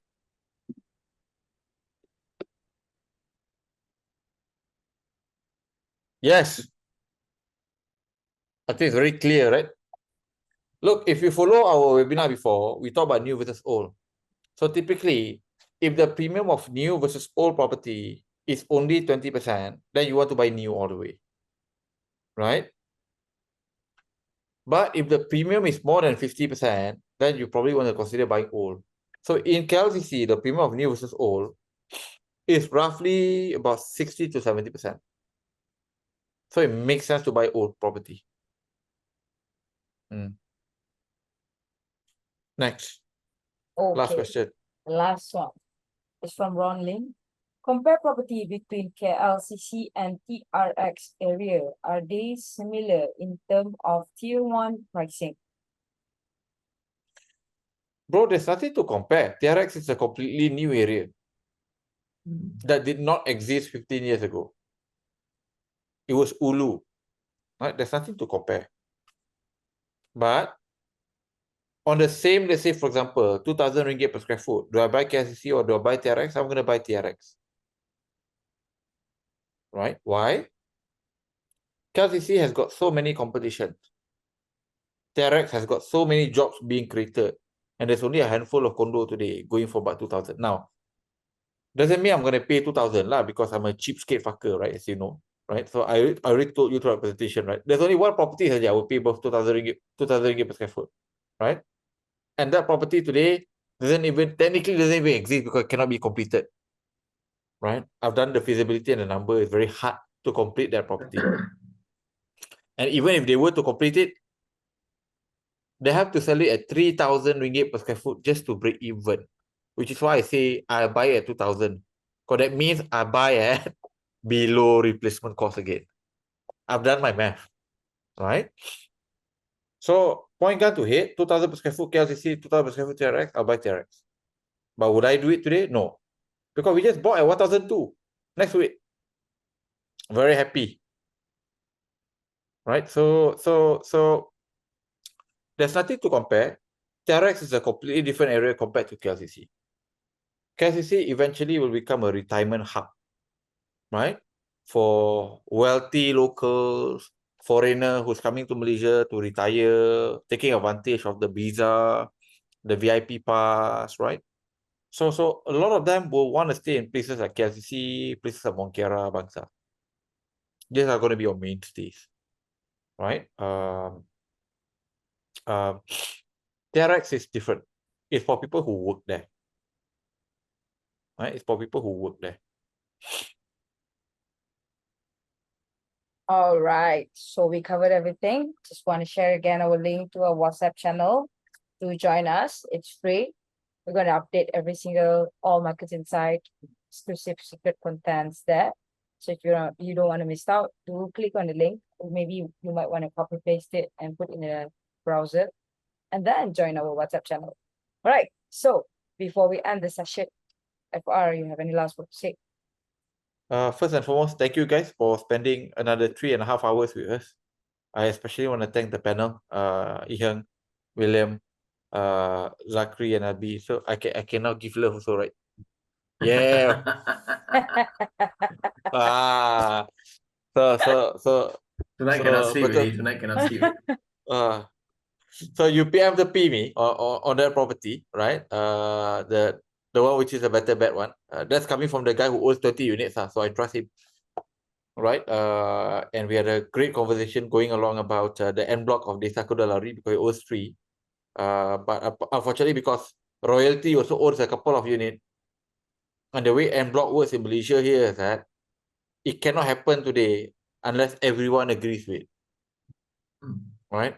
So since the Sultan or the King has got 0 reason to sell, because he doesn't need the 2 to 3 million, right? So it's very unlikely to get a block deal happening for Desa Kudalari. So very funny. So we had a 2-hour conversation, right? So gents, ladies, thank you so much again for participating. I hope you guys learned plenty about KLCC area. And again, we look forward to seeing you guys in our next Battle Royale. And do let us know which other area that you guys want us to come in and do Battle Royale. That, have a good week ahead, everyone. Assalamualaikum. Good evening. Thank you, everyone. Bye-bye, everyone. Assalamualaikum. Good night. Bye.